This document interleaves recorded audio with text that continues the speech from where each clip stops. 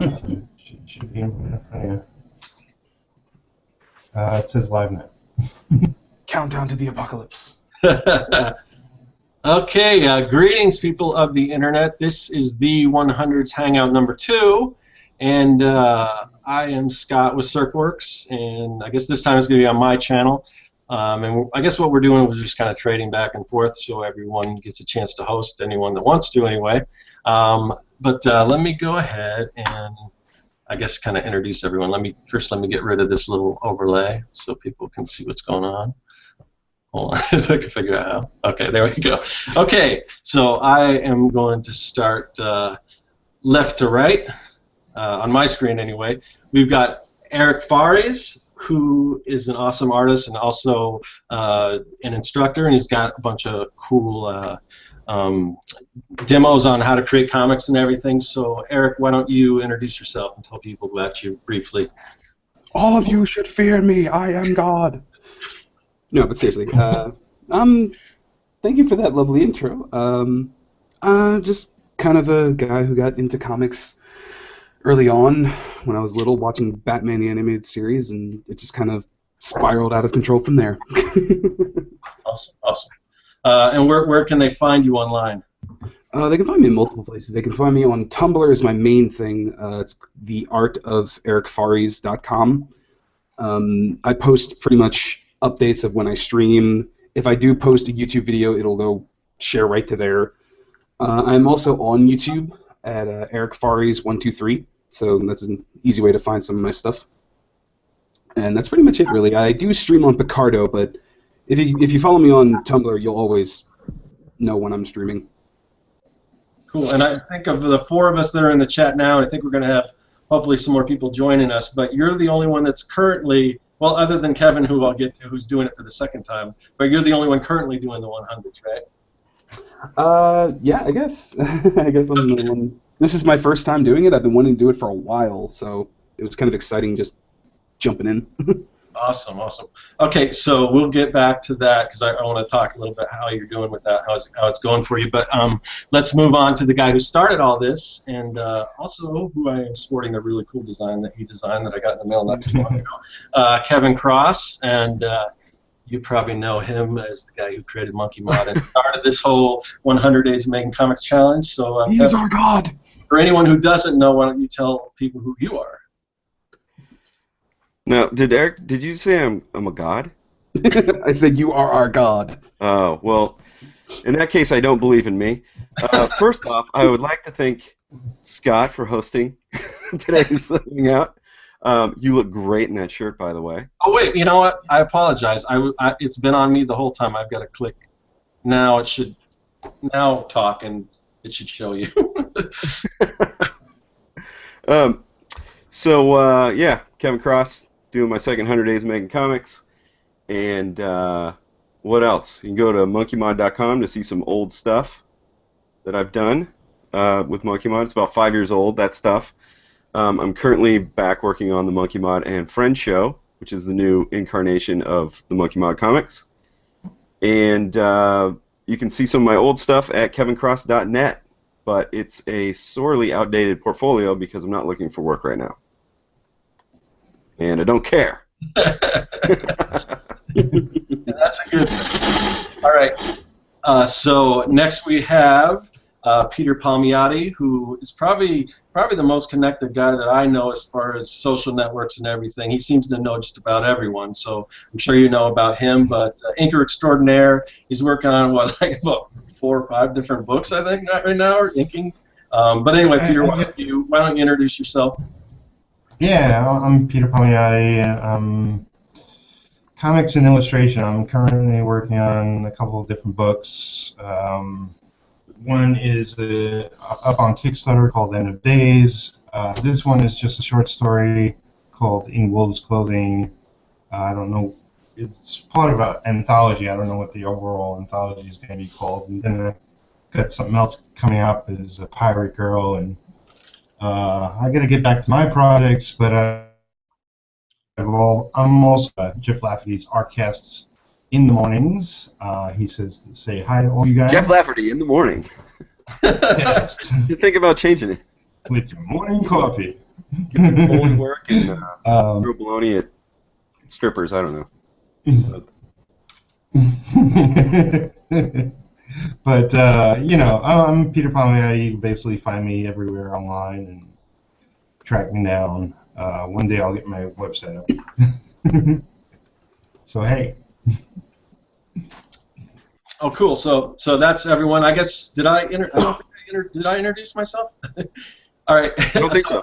All right. So I am Scott Circlin with CircWorks. I do robots, aliens, zombies, and other imminent threats to humanity. And I also work on a comic called brain fart there. It's called Young and the Dead, and it's a kids versus zombie story, and it's a lot like Goonies meets Night of the Living Dead. So that's currently what I'm doing, which in a minute I'll probably switch my camera to that. I'm making page, what is it?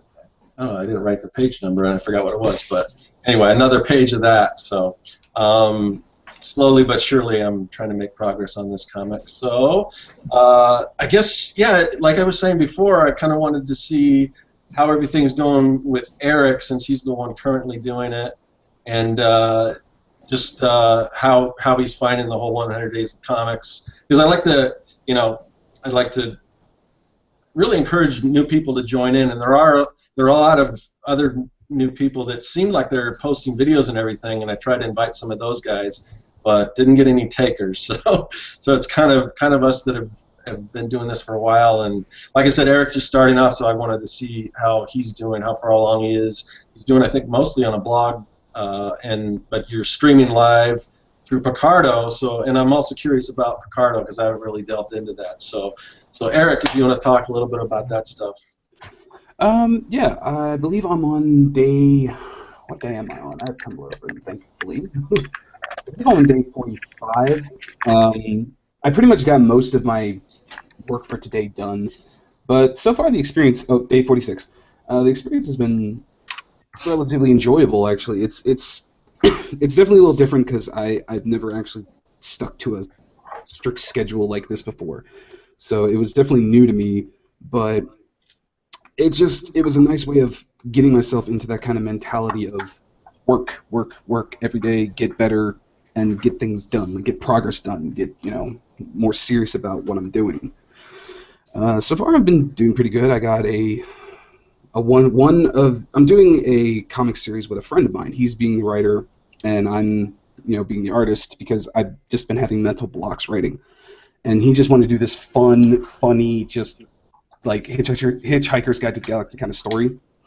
So that's what we knew. It's called Spaceform, and we're doing one-shots for all of the main characters.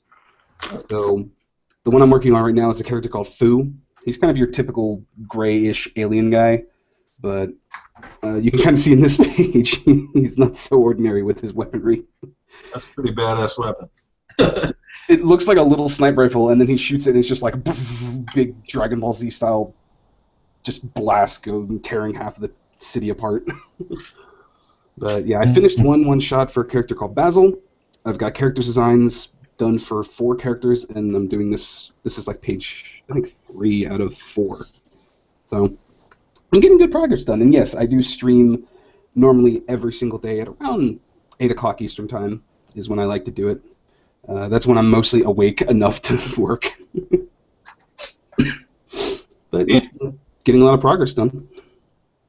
And so, Eric, you're out of the 4 of us here, you're probably the only one, and I think Gazbot's going to join us, which would kind of make it 2 to 3. But as far as working, pretty much all digital, correct?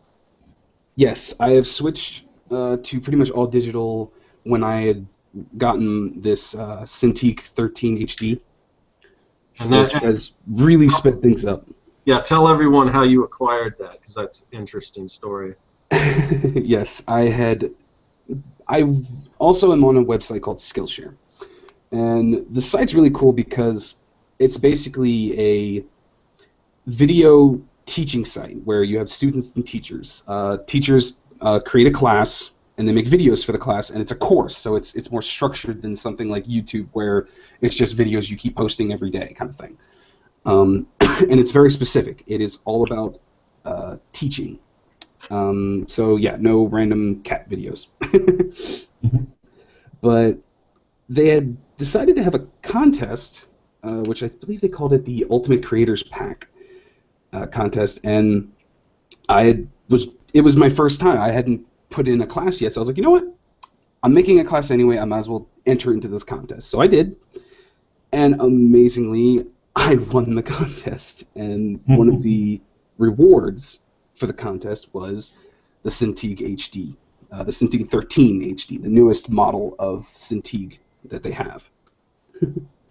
So that shocked the hell out of me because I had never won anything ever. That's awesome. That is a nice prize too. I was just watching. I had never watched it before, but I was watching that. What was it? Strip Search, the Penny Arcade guys, the contest thing they had, where they were. It's kind of like a reality show. Hold on, what is that? Hold on. One second. This is me. That would be Facebook. That might be me, Gaz, but I just joined. Oh, okay, cool. Hey, guys. Yeah. Hey, what's up? What's up, dude? So let me go ahead and let you introduce yourself, and well, let me just wrap things up with Eric because we were kind of mid discussion. But I was just talking about that show, Strip Search was his web show where they're trying to find the next big web cartoonist, and one of the prizes somebody won was a Cintiq, and I just thought that was awesome, and that reminded me of you. So that's about all of it. But yeah, I'm looking at maybe getting a Cintiq because I bought one of the Cintiq alternatives, and it just was not working for me. So I'm looking at used ones, but I'll see if I can find a deal. But so Gazbot, I was talking to Eric how he was probably out of the people that were originally here in the chat, or the Hangout, were all pretty much traditional. I guess Kevin's kind of half and half, as he does some of his sketching, I think, on the tablet. But so you and Eric are pretty much all digital. And I also wanted to, well, here, let me backtrack a little bit. So anyway, so new to the Hangout here is Gazbot, who's fresh off the boat, I guess, or the plane from Japan. Yeah, the boat would have taken quite a bit longer, I think. I want to hear a little bit about that too, but No, he just swam my way. Introduce yourself, guys. Well, I'm here because, like everybody, I was part of the 100s, which I completed shortly before going to Japan, and I was working on my comic, The Horror A4, which I'm still working on, and I'm a professional illustrator and animator, and like all of us, trying to make time to do things I care about. Awesome. And where can they find you online? Gazbot.com is my webpage, but I'm also on Facebook and YouTube and everything else under some version of Gazbot. Awesome. So, how was Japan? Well, I could easily spend the entire time talking about it, so I won't, but I will say it's the best vacation I ever had, and I would go back tomorrow for another 2 weeks, no problem. Awesome. Awesome. Yeah. It was really good. Any highlights? Highlights. A lot of good toy shopping if you're into Japanese toys like I am. It was fun to try to speak. I know a little bit of Japanese, and it was fun to test that out. Difficult but fun. Went to Universal Japan, which seems like why would you go to Universal? But they have rides and stuff that they don't have here in America, so that was pretty awesome. Went to Kyoto, saw a lot of shrines. That was pretty awesome in like the traditional tourist sense. Yeah, almost every day I did something that was like one of the coolest things I've ever done. You know, like the entire trip was just nonstop, like things I'll remember forever kind of stuff. You know. Definitely. Awesome. Do you need to know the language? It really would help if you knew it at least a little bit. And again, I don't know a lot, but enough to like ask how much something is or where something is or kind of basic stuff. And in the bigger city areas, some people spoke a little English, but if you get off the beaten path at all, like they don't speak any English. I mean, because why would they? So, you know, I mean, if you stay mostly to the main tourist areas, you'd probably be okay just pointing and hoping they understand English, but the fact that we spoke even a little bit of Japanese allowed us to do, you know, pretty much anything we wanted. And again, I don't want to overstate it. I could not have a conversation in Japanese, but I can ask, you know, where is the bathroom? How much does this cost? Simple things like that, which were enough to get by. Yeah, So from Gazbot and his Japanese vacation, I wanted to talk a little about Kevin, who's taking a little vacation from social media. How's that going for you, Kevin? It's going good. Well, the first, I don't know, 2 or 3 days, it was a little bit weird, because I think it's such a part of our modern culture to like wake up and check how many people love you on things. Well, I guess we should kind of let people know, because obviously you're here on a Hangout, so you're not totally Right. Yeah. So it's a somewhat social media vacation, I guess. Just 30 days. Just wanted to see how it goes because I don't know. The timing is right. Like my comic's not done. I'm not really looking for work. I can disappear for a little bit, that kind of stuff. But I was getting a little bit down on a lot of the negativity that I see online and people, posting, I don't know, head injury videos and thinking it's really funny and, then you get everyone's got that weird friend who's got like some sort of like crazy political views or that come off as a little racist or homophobic or something like, misogynist or something like that. So I was just kind of done, and wasn't really seeing like the posts I want, from people that I want to see posts from. And I think on a podcast recently or something, somebody was talking about something similar. And they were kind of talking about, thinking that, like, oh, I miss seeing this artist's post. I guess we're not friends, or they left Facebook, and then it turns out they've been posting, for every day, Yeah. So, so I'm seeing all this negative stuff instead of the stuff that I really want to be seeing. And, I don't know. For me, I don't know if I know how to explain this. There's a loneliness that comes with our job. And then when you're interacting with people online, especially Facebook, sometimes it comes across as superficial, like superficial friendship sometimes. And so that made me feel even more lonely. Yeah. So anyway, so I decided to just take a break, step aside or step away from it. And I'll have to admit, the first day that I was doing it, I accidentally clicked on the Facebook icon next to it's in my toolbar on my computer.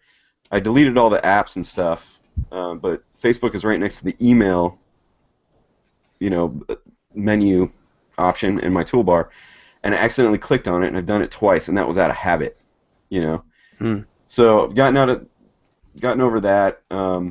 It's been nice not worrying about like posting something and having your ego smashed because I don't know, you wrote a fart joke the day before that got like 100 likes, and then you poured your heart into something that was actually good, a good piece of art, and you get like 1 like and a comment that says not as good as your fart joke, or something like that. How long have you been off it now? What's that? How long has it been that you've been off it at this point? I don't know. I'm not really counting the days exactly, but let me see. It's what is today? The 31st. Yes. So I have about a week left. So April 6th is the day that I marked on my calendar as the day 30 or day 31, so I can start posting on April 6th. So it's 3 weeks or so, 3.5 weeks maybe. But yeah. So I'm still doing social networking, considering like these Hangouts, except for we're like really talking. We're not just typing, and we're not just writing like, comment, rad, stuff like that. So I feel like this is a little bit better than social networking, for sure. So that's why I'm still doing YouTube. So yeah, basically it's Instagram, Twitter, and Facebook that I'm taking a break from.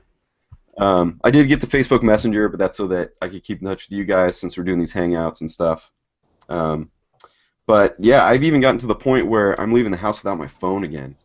That's nice. I say again, but what's it been, like 15 years since I left it? It's still weird because I just left my phone by accident you know, and for to go out and pick up my kids from school and stuff, and it feels weird, and that's a scary feeling that you're so tethered to this thing, you know.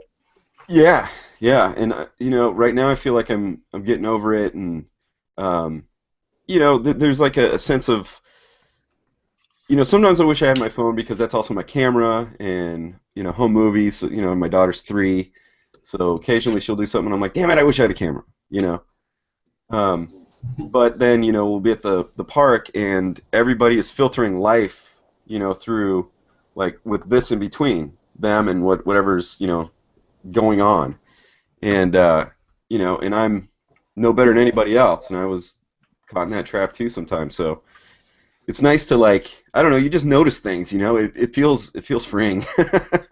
Sometimes it's good to be bored. Yeah, but I don't really have time to be bored. Well, that could be true too. But I mean, like, if I go for a walk or something, sometimes I won't leave my phone at home because I'll bring it with me in case of emergency or something. But I'll intentionally like not put music on or something.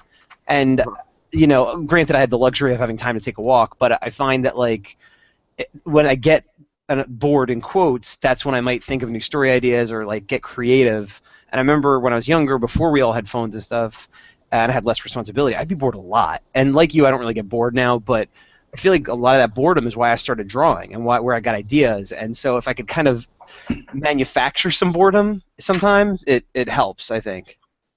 Yeah, I get what you're saying. I mean, I guess I wish I had time to get bored. So I think, like, in lieu of being bored now, it's just, maybe it's the same thing. What you're saying is I just kind of turn off. It's like if I go skateboarding, I can't think about anything else but skateboarding, or else I'll get hurt. So I get kind of a clear mind, and then when I stop, I'm like, oh man, I don't want to go back to work, and then I feel, well, I guess a little bit bored about going to work, and then that's when an idea hits, and I can't do it because I'm going to work. Or But showers or anything you can turn off. Yeah, I mean, you're saying the same thing. I just have the time. Well, I mean, you're saying skateboard. I'm saying walk or bike ride. It's the same thing. Right. Maybe I'm using the term boredom wrong because you're right. At this point, I find it hard to believe that anybody could be bored in this world. But I guess that's why I say manufacturing. It's more, I guess, a time when your mind has a chance to think or not think in a way that allows creativity to come to you a little more organically. Yeah, I agree with that.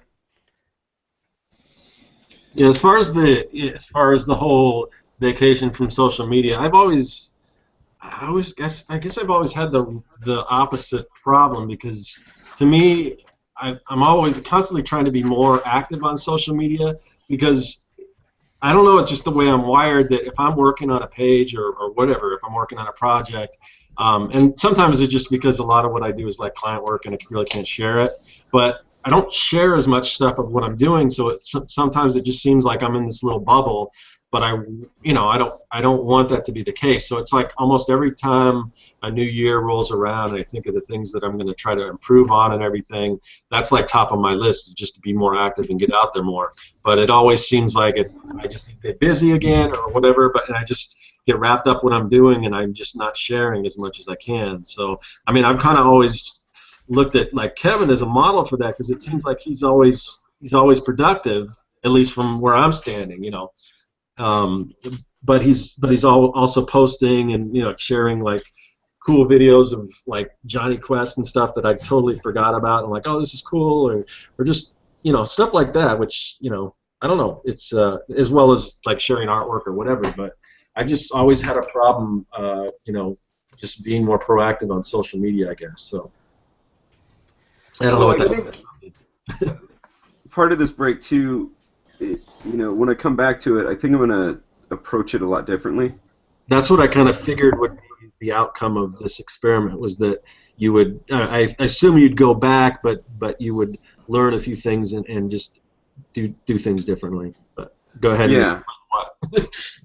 Well, so I've been meaning to do this for years, because I sort of have this like.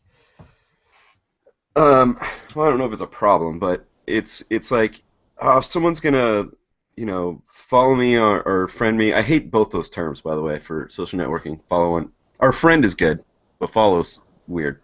Yeah. But Really? I thought the opposite, because I follow lots of people I'm not friends with. yeah, I guess. I mean, like, if you're following an artist that you don't personally know, but you just follow their work, isn't that... Well, yeah. I mean, maybe it's semantics, you know. Hmm. But anyway, like on Twitter, you can put people into groups, you know, like artists, because I also follow bands or musicians, you know, and then skaters and things that aren't art. So we could put things into those groups, but I don't really have time for that. So I might do kind of a cull on Twitter, like go through and just be like, as I look at it, be like, hey, have we ever talked? Nope. Okay. Well, I like your art, but we've never talked, so later. Sorry. Yeah. I'm sure they won't care. We never talked. On Facebook, so that you don't hurt anyone's feelings, I didn't know this, but you can unfollow somebody, but still keep them in your friend group. Yeah, that's a good Still tool keep to have. them on your friend list. So when I start seeing that like weirdo gun nut friend who thinks that all women should be subservient or something, then, well, that person I'd probably unfriend. But but when I see like the friend who thinks that the head injury videos are a hoot, I'll just unfollow them. Because some of these people in real life, I'm like, why are you behaving this way? Because in real life you're not like this. Some of the people I know. Yeah, I've dealt with people like that online too. That it's like they have this weird online persona that's much worse than the real life personality. Yeah, I'm like, in real life you're like really thoughtful and really nice, but on Facebook you're a dick. So I'll just unfollow those people and see if I can't get the the news feed to like one that's more positive and more positive really, and more of the It's work. people who post things I want to see. So, and that'll be gradual, because I guarantee if I were to look on right now, there would be one post I was like, okay, that's pretty cool, and then there would be like 10 that I think are pointless or negative, So. Do you read all your posts? Like, No, I mean I skim them, but Uh-huh. sometimes like and that's when I'm on my phone I skim them. But like when you're in the computer, well that was another thing. I was checking social networking on my phone way more than my computer, so I was just always like this, always with my phone. So I scan them, but you can still see like on these videos or something, or someone will say something really stupid like I don't know, just like really hateful, like when the whole Ferguson thing really exploded, so many people that I didn't expect had this latent racism. It was so disappointing, And so even as you're skimming, you might be like, well, you just don't have to read their post, but it's still going to affect you somehow, Somebody that you've been friends with for 20 years, and then is all of a sudden like, well, black kids shouldn't smoke pot, I'm like, what? Oh, man, that's still gonna affect you when you're barraged by like it's like someone poking, hey, and you just want it to stop, Except for that poking is coming from several people. Is it that what I mean? Does that make sense? I get that. I mean, I get that, and even without that, I get wanting to just take a break from social media, even if it was a positive experience, just to kind of poke your head into real life. Right. I mean, and that's still a big part of it. It's just. And I go to the park with my daughter all the time, and now I really notice the other parents who just have their faces buried in their phones and stuff, and I'm just like, man, that sucks, So. Yeah, I think I'm pretty active now, but it's pretty recent. Like I kind of had to. I mean, the friends and family and stuff, I definitely spent too much time just farting around in there. But like with like trying to be an artist online or promote myself online or whatever, I definitely had to work at it, like Scott was saying. And like just in the last year maybe have I actually been doing what most artists already do online, like Instagram and like YouTube. My YouTube account was just a couple dumb videos that happened to be up there until I started doing the 100s and stuff. Like I feel like I don't know. I had to work at getting that part of it going. I don't know, is that easy for the rest of you guys or? I was just going to It say, took me years to get where I am today, like to learn how things work, how computers work for that matter. I come from the days when there were computers, and I knew about computers early on, but then I got into other things, then got back into it early 2000s.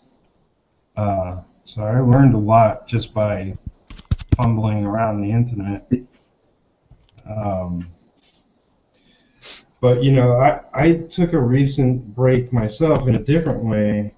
I was watching way too many videos, listening to podcasts, and just like all my time was spent listening to somebody else telling me how they do things. I decided like I really need to focus on what I got going on, and lots of things are happening. I'm getting more and more work. I got to focus on building a better business, and not so much time listening to what everybody else is up to. So I'm sort of on a hiatus from that. Although I miss it dearly. Like a lot of RCasts I was following, a lot of D100s guys I was following. It's just I need to hear silence for a while. Like Yeah, I was saying. I was just gonna say I was always I could never figure out how you could do all that, Peter, because I mean Yeah, really. all the projects you had and just it seems like you were always in contact with everyone else. So I mean, but I guess it's just finding that balance, because it seems now, I mean, just the productivity I've seen. I mean, every time I see you, you've got more pages that you're inking and stuff, and you still seem to be fairly fairly present online. Probably not as much as before, but I think it seems, from an outsider, it seems like you found a pretty good balance.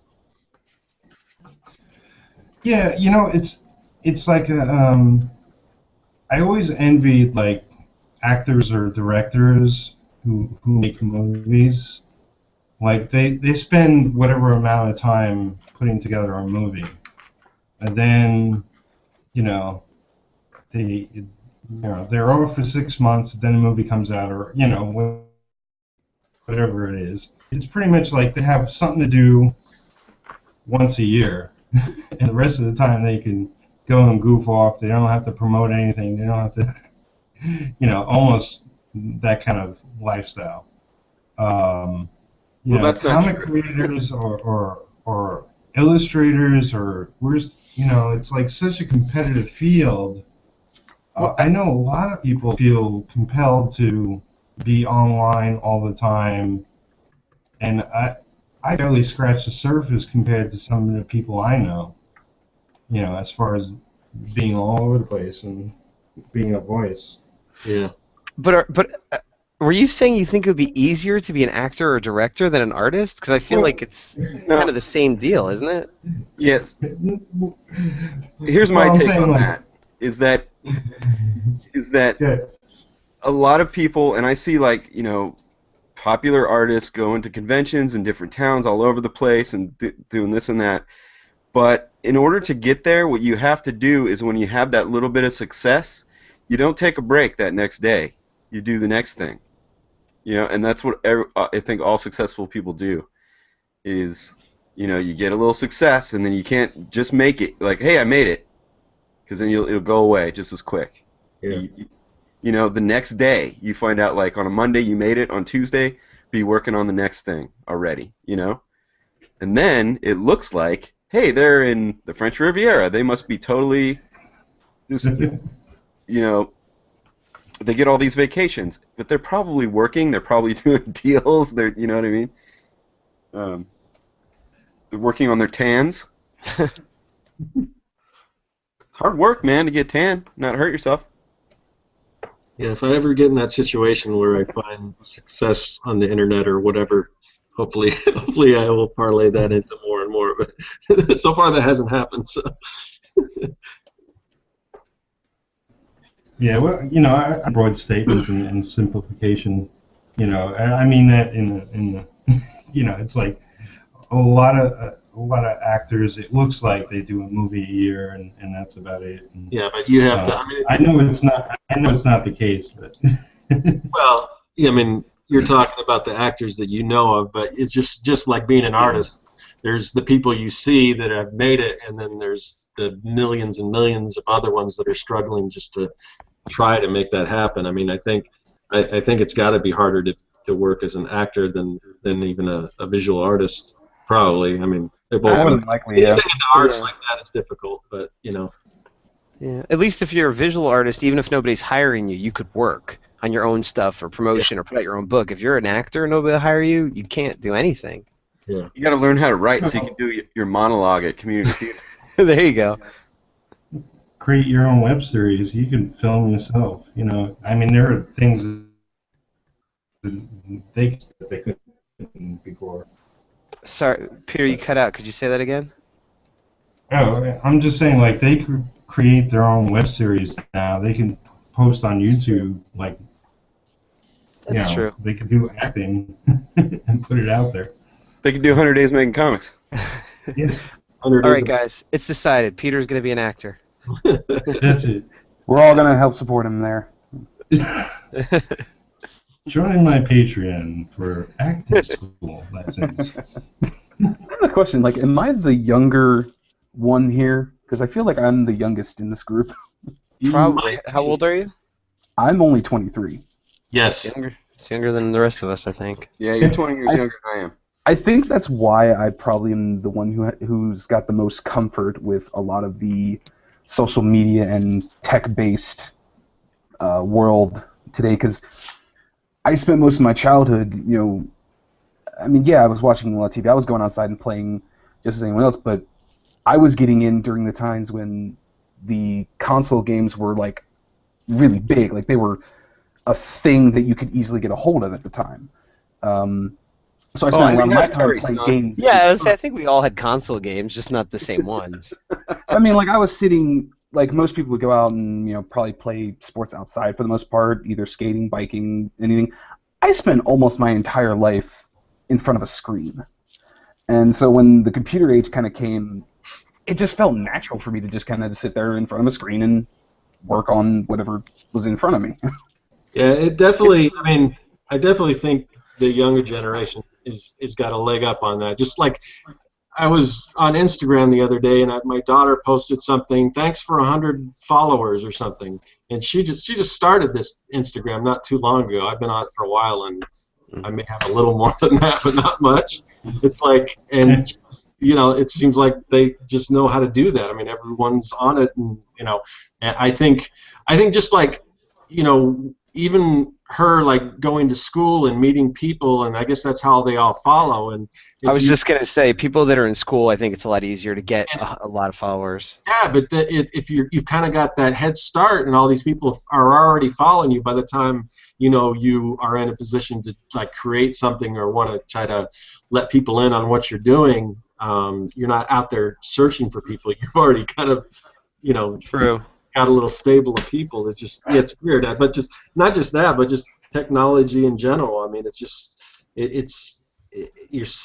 exposed to that so early. It's just like second nature. I mean, when I watch videos on how to do things, it's always some little kid teaching me how to do something. So, I think the other thing, in addition to like you said, the early exposure and the kind of the naturalness of using the technology, free time to want to learn the new stuff as it comes out, because you have that extra free time. And also, what I've noticed with some of my younger friends or relatives or whatever, there's sort of the free time to socialize, whereas they're not just on Instagram, they're not just on Tumblr or whatever.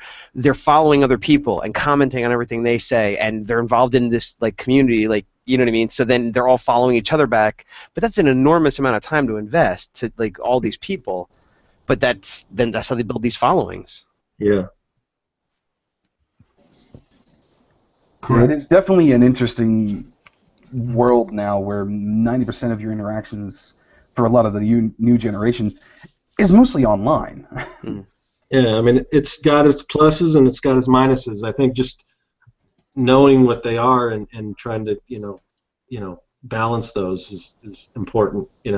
because you got to take time. I mean, I'm trying to take as much time as I can to like go out and see friends in person and do things like that, even as busy as I get. But it is, there's so many benefits. Just there's things that I can learn right now just from YouTube that would be so difficult to figure out before, or I mean that's just one example. But I mean there's obviously I mean it's just amazing what you can do, and there's no it's pretty much blown the door off of any gatekeepers or anything. You can make things happen for yourself way easier now than you ever could before, because you don't have to get somebody else's approval. You just start doing it. Absolutely. I sometimes wonder. I mean, I didn't go to college straight out of high school. I didn't start until about 10 or 11 years later after high school. So there was internet at that point, but not quite like it is now yet, So, and I kind of wonder, if I would have even gone to art school if it was like it is now, I've wondered similar things. I sort of regret going to art school. Like you, I went a couple years later, not as long, but I often think, like, what did I get out of art school in this huge debt I have that I couldn't have just got out of, like, internet classes and applied time? Yeah, I mean, in retrospect, the most I got out of art school was the art school experience of partying and hooking up and stuff. I did not even get that. I did not party or hook up at all. I got internships is all I got at. I will say I did make some, connections, for lack of a better word, but was that worth the $40,000 I now owe? Probably not. Oh, yeah, $40,000, man. That's my student debt, and that's not even for all. I went to community college for the first. Mine's 56 right now. Oh well, I guess. Hey, look at me living free. Yeah, it was 75 when I got out. And, oh man, yeah. Everyone made fun of me because I took all my art classes at community college. No, that's smart. Yeah, I wish I had, man. Because I wish I could say it because I was like super smart and I knew all that, but it was more just that's all I could really afford. And well, I guess I mean, I guess you guys went to college. Most people take out loans because they can't afford it. But, yeah, exactly. I mean, I'm fortunate that I don't have that kind of debt. I mean, I'm sure maybe my education wasn't as good. No, it's probably the same. But well, no. I mean, the thing is, you have to learn that stuff. You have to do some sort of schooling. I mean, there are people that are just like, like say Jay Ferguson, if you guys know him, that awesome airbrush artist. I mean, he's entirely self-taught and he's just amazing. But those people are few and far between. I mean, but he still learned how to do it, whether he taught himself or whatever he had. If you've got the passion and everything to do that yourself, to pick things up or to go online and learn how to do everything. Some people need that structure of a classroom, but if you're not like that and you can just pick that up, then I mean that's all you need. You need to learn all the stuff from school, but you don't actually. I don't think it's necessary for you to go that traditional route. There's so many. I completely agree. I completely agree that you need to learn it, but you don't have to learn it that way. When I never went to a college. I learned most of my art abilities from either the artists that I read or watched in many cases, because I did watch a lot of like anime and cartoons, or I literally just learned from. I had only one book at the time from back then. I think it was the Marvel book. How to Draw Comics the Marvel Way. Yeah, I had that. That's a pretty solid book, though, for basics. Like people make. It is a very solid book. I feel like it's propaganda and it doesn't really tell you anything. I disagree. It doesn't tell you how to tell a story and express yourself, but it gives you pointers on perspective and anatomy and the basic stuff if you don't know how to draw at all. And it is pretty one-sided. This is how to draw comics, but it says that in the title. So yeah, how to draw comics the Marvel way. Like it straight out lets you know that hey, we're showing you the Marvel way, the way we like to do it. You bought this knowing that full going right in. But I learned from that. I learned from a couple other how to draw books that my library had. But a lot of it I learned kind of just mimicking what I saw other artists doing in their comics. I would look at what they did and say, okay, why did they do it that way? Right. And I would like try to in my own mind analyze what they did and just kind of break it down myself. And eventually I just started mimicking it. But that's still going to school. That's still studying. That's still doing what you need to do. And that's what Scott was saying. I believe that's what I was agreeing with anyway. That you need to learn these things, but there's a million ways to go about doing it that don't all involve huge student debt. Hey, I'm as much as I have some small regrets of leaving school the way I did. I mean, I have my reasons that I don't really want to go into, but for what I did leave school. I do not regret one bit not going to college. Like, I don't regret it one moment. And that's just because I've seen what it does to some of my friends, especially some of my artist friends that I've made over the years doing art. I've seen the very little that it's ever really done for them, and yet seen the damage that it's doing to them financially, and I'm like, nope, not worth it. Yeah. I mean, I felt I got the most, other than, like I said, getting some internships and meeting some people, the most I got of it was like the first year or so. And that's why I say if you go to community college or something, I mean, obviously there's variances, but you're going to learn how to do figure drawing, you're going to learn perspective, you're going to learn shading, all the basic stuff. You're going to get that out early on, and it's going to be not that different, in my opinion, from school to school, unless you're going for something specialized. The basics of drawing, if I just stayed in my local community college instead of going to SVA, it probably wouldn't have been that different. Yeah, and I mean, I kind of lucked out that I did get the college I went to did have a really good course and everything, and unfortunately it kind of disbanded pretty much the year that I kind of left. So you can get lucky and get a pretty good education, and you might not, but that could probably happen at any school. But yeah, like I went to the Joe Kubert School for a year, and I didn't get a ton out of that, you know what I mean? And that was a school for comics, by comic professionals, all that stuff. And, I learned a little bit, because you can't go to a school and learn nothing, but it definitely was like the name was more than what I was getting out of it. Yeah, I think there was I forgot which chat it was, but I think Kristen Middleton was on it, and she just got accepted into Kubert School. Yeah, I don't know if I saw that chat or not, but I remember her saying that on one of the groups, and I was like, yeah, good luck. One of the things that I heard was that they were saying that you kind of have to stick with it till the end or something. Peter, you were on that chat, right? It was Will Torello was saying that not everybody makes it to the last year. Right. That's art school in general, though. Which means because it's like my experience starting was that it's so expensive, and I didn't have rich parents paying for it, so it was harder for me to do it than for a lot of other people. And for a lot of other people, there were these. Well, I was still in my 20s. I was about to say kids, but there's these.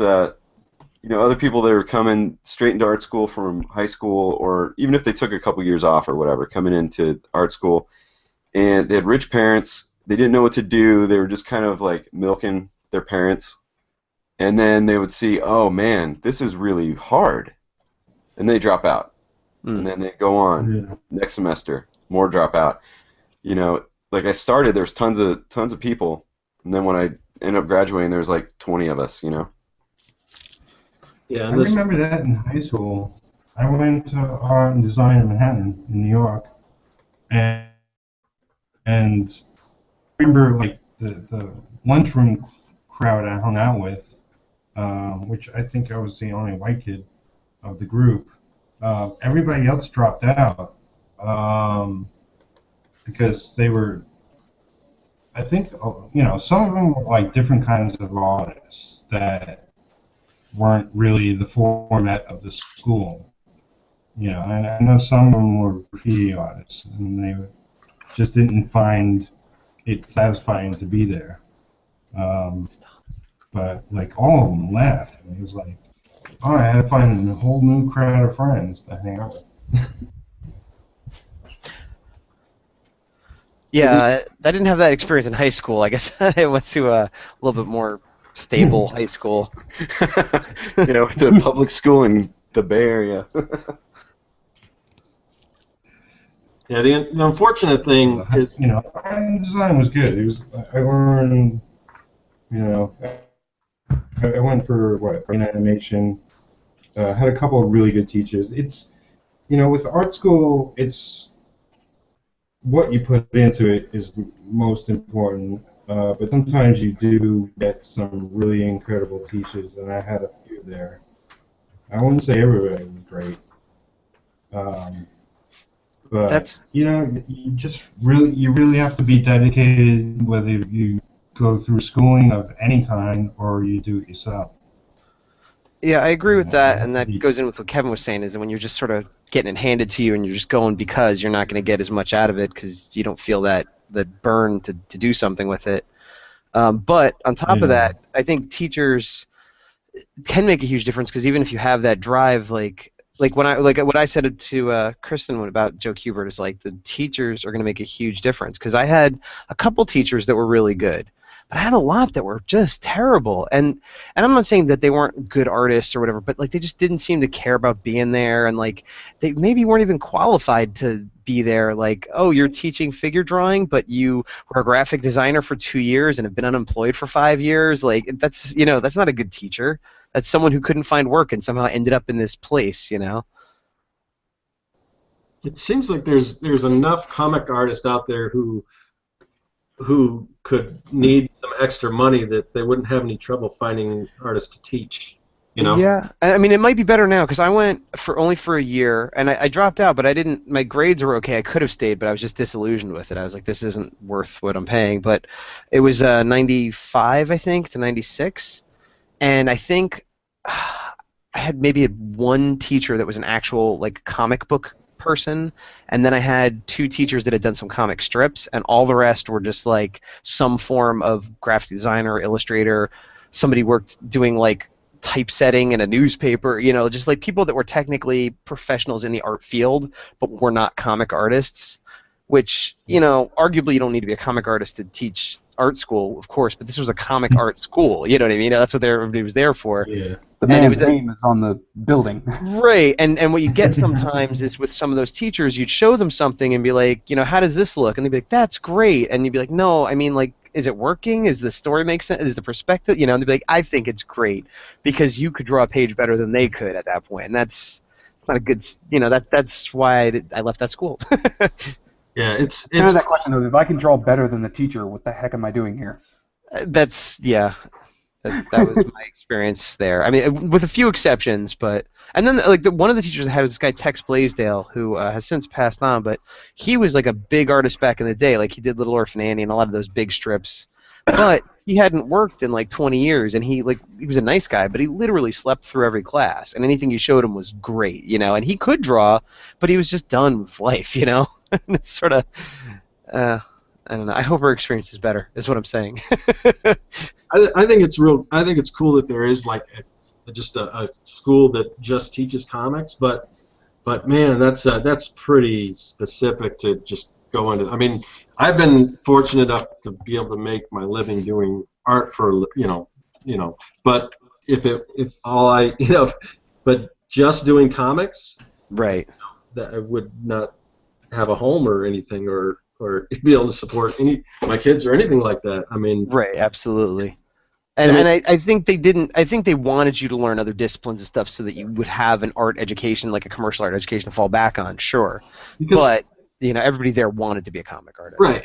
And while you would hope that if you're teaching a figure drawing class, you have more background than just being a graphic designer. But as somebody who does about 50% graphic design and 50% illustration, I mean that all it's very beneficial. I mean, because I've seen brilliant illustrators out there, and you go to their website, which they try to piece together themselves, Right. and they have no design skills at all. And to be clear, I'm not trying to be down on graphic designers, and I'm not saying that's not a skill that everybody could benefit from. It just, if you're teaching figure drawing, you should know figure drawing. Is more what I was getting at.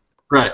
But it would do well also for anyone taking comics to learn some of that stuff as well. Probably not, like I said, not if that's the person that's teaching figure drawing. Right. And I agree. And they had some classes that I guess were sort of the antique analog, And this was in the 90s, so it was a while ago. But even then, it was like we had a class called Paste Up and Mechanicals. Now, Word Perfect existed, Photoshop existed, but we were being taught to we would take like a photostat of letters on this like kind of plasticky paper and like develop it and then cut it with an X-Acto and run it through this like wax machine and like they're like, this is how you make changes to type in 1995. Like nobody did that anymore, but we were being taught that, and that was, you know, that was the equivalent of our like graphics class. You know, we had a few like that. They were just who, you know. I remember after I kind of left this school, I graduated, I guess, with some certificates. I didn't get a degree or anything, but my instructors, who had, like I said, after I left the school, kind of became something else. They went into more like just focus on medical or something because it was a community college. But the instructors and everything, two of the instructors started working, you know, teaching at a vocational high school, and so they invited me just to get my opinion on stuff, and they asked me, because this was probably about that same time, around 95 or whatever, and they, you know, wanted to know, should we still be teaching this? And at the time we were kind of like, it might make sense to teach this because people know where it comes from, like, because a lot of things, now that everything's digital, I think I've talked about this before, but when you see like when you see a film canister icon for film or something like that, I mean, no one uses those anymore, but that's, you know, that's the representation, because there is no, you can't show digital. So all this stuff, how it's done, or even the terms, because most of these terms, like what is leading, you know, in typography. Well, leading's back when they used to put lead in between the characters when they were doing actual letter presses and things. I gotta say, I've never heard that term before. Leading? Yeah, well, it's a space between the letters. So. Okay, I thought that was kerning. Well, maybe it's like the difference between typography or font or okay. You know, or, you know, what's I don't know, but I may not have the exact term there.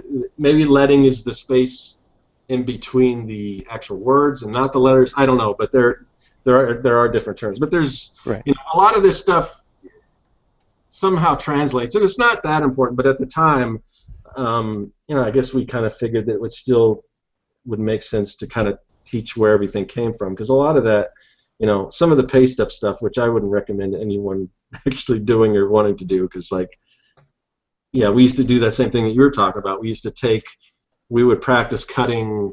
You guys familiar with Amberlith? Have you ever heard of that? Yeah, for like silk screening kind of stuff. Yeah, or just ads in general. But it was like this clear, it wasn't clear. It was amber color or ruby lit, the same thing. But hold on, everything went dark. Okay, there we go. Sorry. Anyway, we used to practice cutting that on a balloon with an X-Acto knife, and if you pop the balloon, and you fail. And it was just, yeah, because you don't want to cut into the paper. And it's the same thing with, like, if you're doing airbrush or traditional airbrush. If you're like most people and you're not like Jay Ferguson, who can do it all freehand, then you actually cut frisket and everything on. If you're doing traditional, but I don't know what my point is, but yeah, at that time, we were kind of still of the opinion that kind of learn your history, learn where it came from, and that would help you. I don't know. I don't know if that as much anymore. Even if that was like week 1 or 2, and then you built up to the modern day, you know, version of it. Oh, yeah. But we never got there. It was like a really comprehensive. Here's how you do it, a way that nobody does it anymore, for like, you know, a 6-month class or whatever it was. Yeah. I think but I'm sure in the world. Sorry? Continue. I'm sure in the world of people teaching other people things, that happens. Like, you know, the modern world comes around, and we're no longer, you know, rubbing sticks together to make fire. We're using a different method. You know, nowadays it's, you know, you learn the latest ways to do things with computers and whatnot. Well, even some of the professionals. One of the things that got me interested was, one of my favorite artists, obviously, of the time is Akira Toriyama, and I was reading a documentary about one of his newest manga pieces that he released called Jacko, the Galactic Policeman or Patrolman. Just to interrupt real quick, what's he most known for? Just so. Akira Toriyama is pretty much most known for his Dragon Ball series. Oh, that guy. Okay, yep. Yeah, he's the one who wrote and drew Dragon Ball. I was I reading think we lost. a document he did after he had released pretty much 2000, like this year, this new thing, which I actually have online, which I need to remember to read it on Comixology. And I was reading a document where he felt it, to him it felt weird because that was the first time he had ever done a 100% digital comic. Like he did the entire comic digital, which was something that he felt was just, he almost felt like he was like stabbing himself by doing that because he didn't feel right to him doing it digital, but he couldn't deny the convenience and the speed that he was able to put out to get this comic done on a much quicker basis. And I just think that was interesting, seeing one of the older generations admitting that, yes, I love doing traditional, I will always love doing traditional, but I can't I can't ignore this new technology just because I feel like being stubborn. And it was interesting because the quality of the work was still just as good as all of his other work. Well, to your eyes, but I'm sure he saw some minute difference that nobody else could see. Oh yeah, and I even sat there for a while, like looking at the last Dragon Ball chapter that he had released when he still did it traditionally, and looking at this comic, and I was like, I can see the differences, but it wasn't enough where it's like, it was still him. I could still feel him in it. And you could also just chalk that up to it's been a year or two, and this is his evolved style or something. Yeah, and it's actually interesting because the newest release of the newest Dragon Ball movie, Revival of F, which is the new one coming out, I was checking online because there's a couple places I read manga online just because I can't afford to sit there and buy endless amounts of books that I want to read. So I usually preview them online to see if I want them to like get them online. And I saw that they were releasing a manga version to go along with the movie coming out. And as I was reading it, I'm sitting there staring at the artwork like, it looks kind of like Toriyama, but not exactly. And it was enough for me to look it up, and I read that it was that a Toriyama had found this artist who had apparently been learning how to draw like Toriyama. Like he was a big fan of his stuff.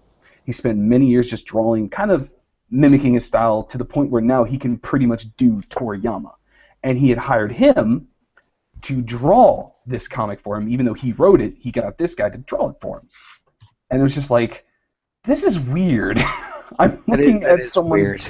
Drawing Toriyama's style, sort of, but it's not Toriyama.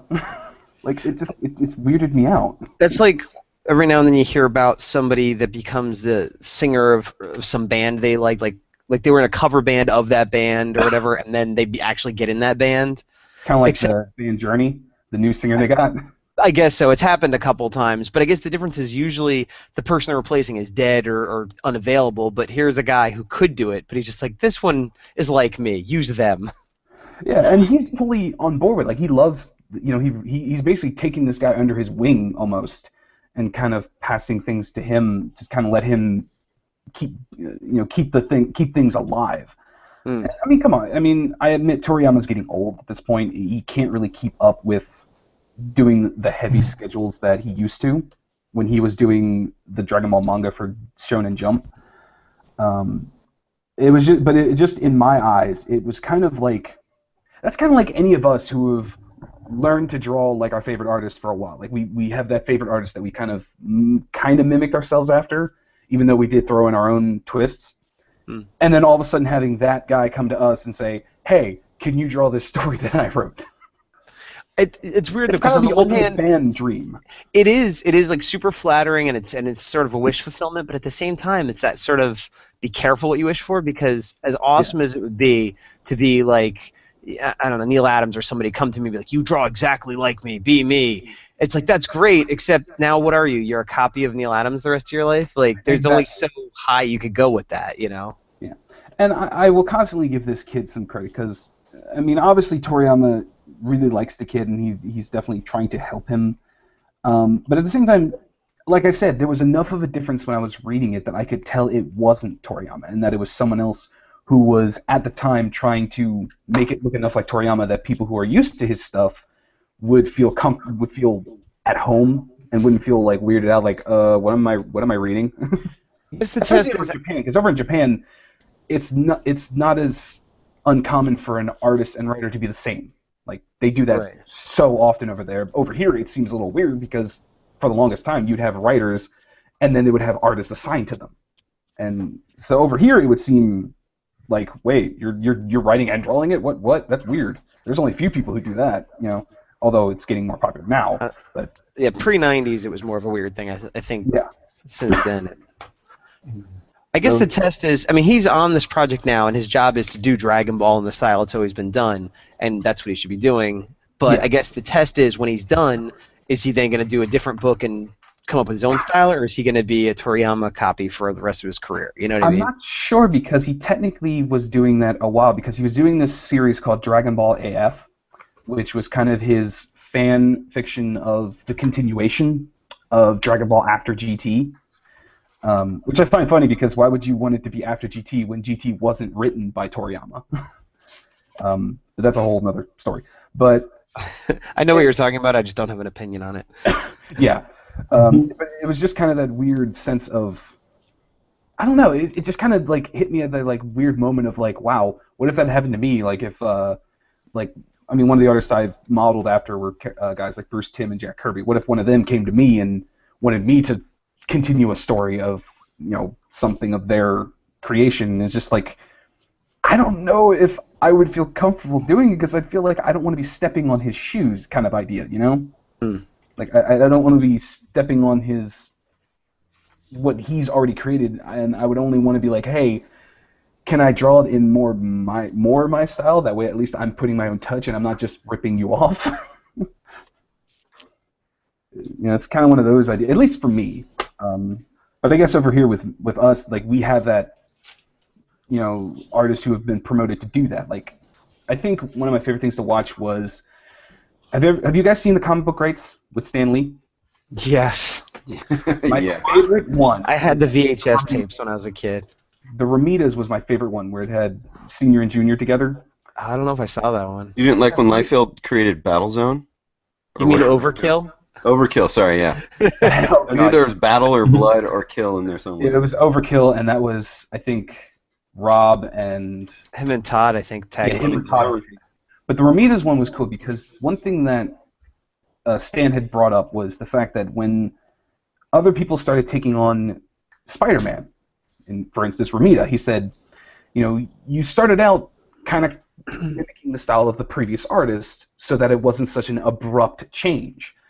Right. But then over time, he started more and more implementing his own way of drawing the character to the point where Peter Parker went from this really weak-looking nerd, all of a sudden he's this like very beautiful male character that Ramita's used to drawing, like after a few years. So over here, that seems like a natural progression. It's like, yes, the artist does best when they're doing themselves, which is something I've tried to think of when I was kind of trying to learn how to draw. I was like, I don't want to be exactly like him. I want to have my own thing, which I think most artists struggle with when they're learning. It's like, how do I make it mine? Well, even after you've learned, if you're working for clients, you struggle with that too because they'll hire you for your style sometimes and then be like, hey, that's great. I know you just spent 2 weeks on this thing, but we kind of want you to draw like this guy that we used to hire over here, but it's too expensive. So can you do that? I actually declined a job once because of that. Because Yeah, of how in my hell first- pressed I was on it. In my first 100 days, I was working on a kid's book and I quit it because of that. Yeah, this guy Amongst other reasons, but that was Yeah. one of What surprised me though, like I've had people ask me that, like when they wanted to hire me, but you got hired and then after the job was started, they wanted you to change the style. them. Yeah. At that point, Yep. that's not allowed. Yeah, Tell that's- them it's not allowed. That's a smack in the face at that point. Yeah. Yeah, that's That's a blatant smack in the face. You think about it though, like, you know, you've seen artists on comics, and you know, you see the penciler's name and the inker's name, and you assume, well, that's their work. That's what they grew up with. You know, it can be heavily influenced by, you know, the amount of control by the editor or publisher. You know, there was a house style at one time at Marvel, to be more heavy-ish. You know, it really. That's not unreasonable to ask for. Yeah. You know, you mentioned like Neil Adams, like Bill Sienkiewicz early on was very much Neil Adams, but he developed his own style after, you know, getting 20 or 30 books under his belt. Hey guys, I just wanted to take a minute to introduce Johannes, who just joined the chat, who is also, like Kevin, is on his second go around on the 100 Days of Making Comics challenge. So Johannes, why don't you tell a little bit about yourself to everyone? Introduce yourself. Hey guys, I'm Johannes. Can you hear me? Yeah. Yes, sir. Yes. I am Johannes Wick, and I am the creator of my comic book, The Pelican, who Peter Palmiotti is now going to be helping me write. And Star power.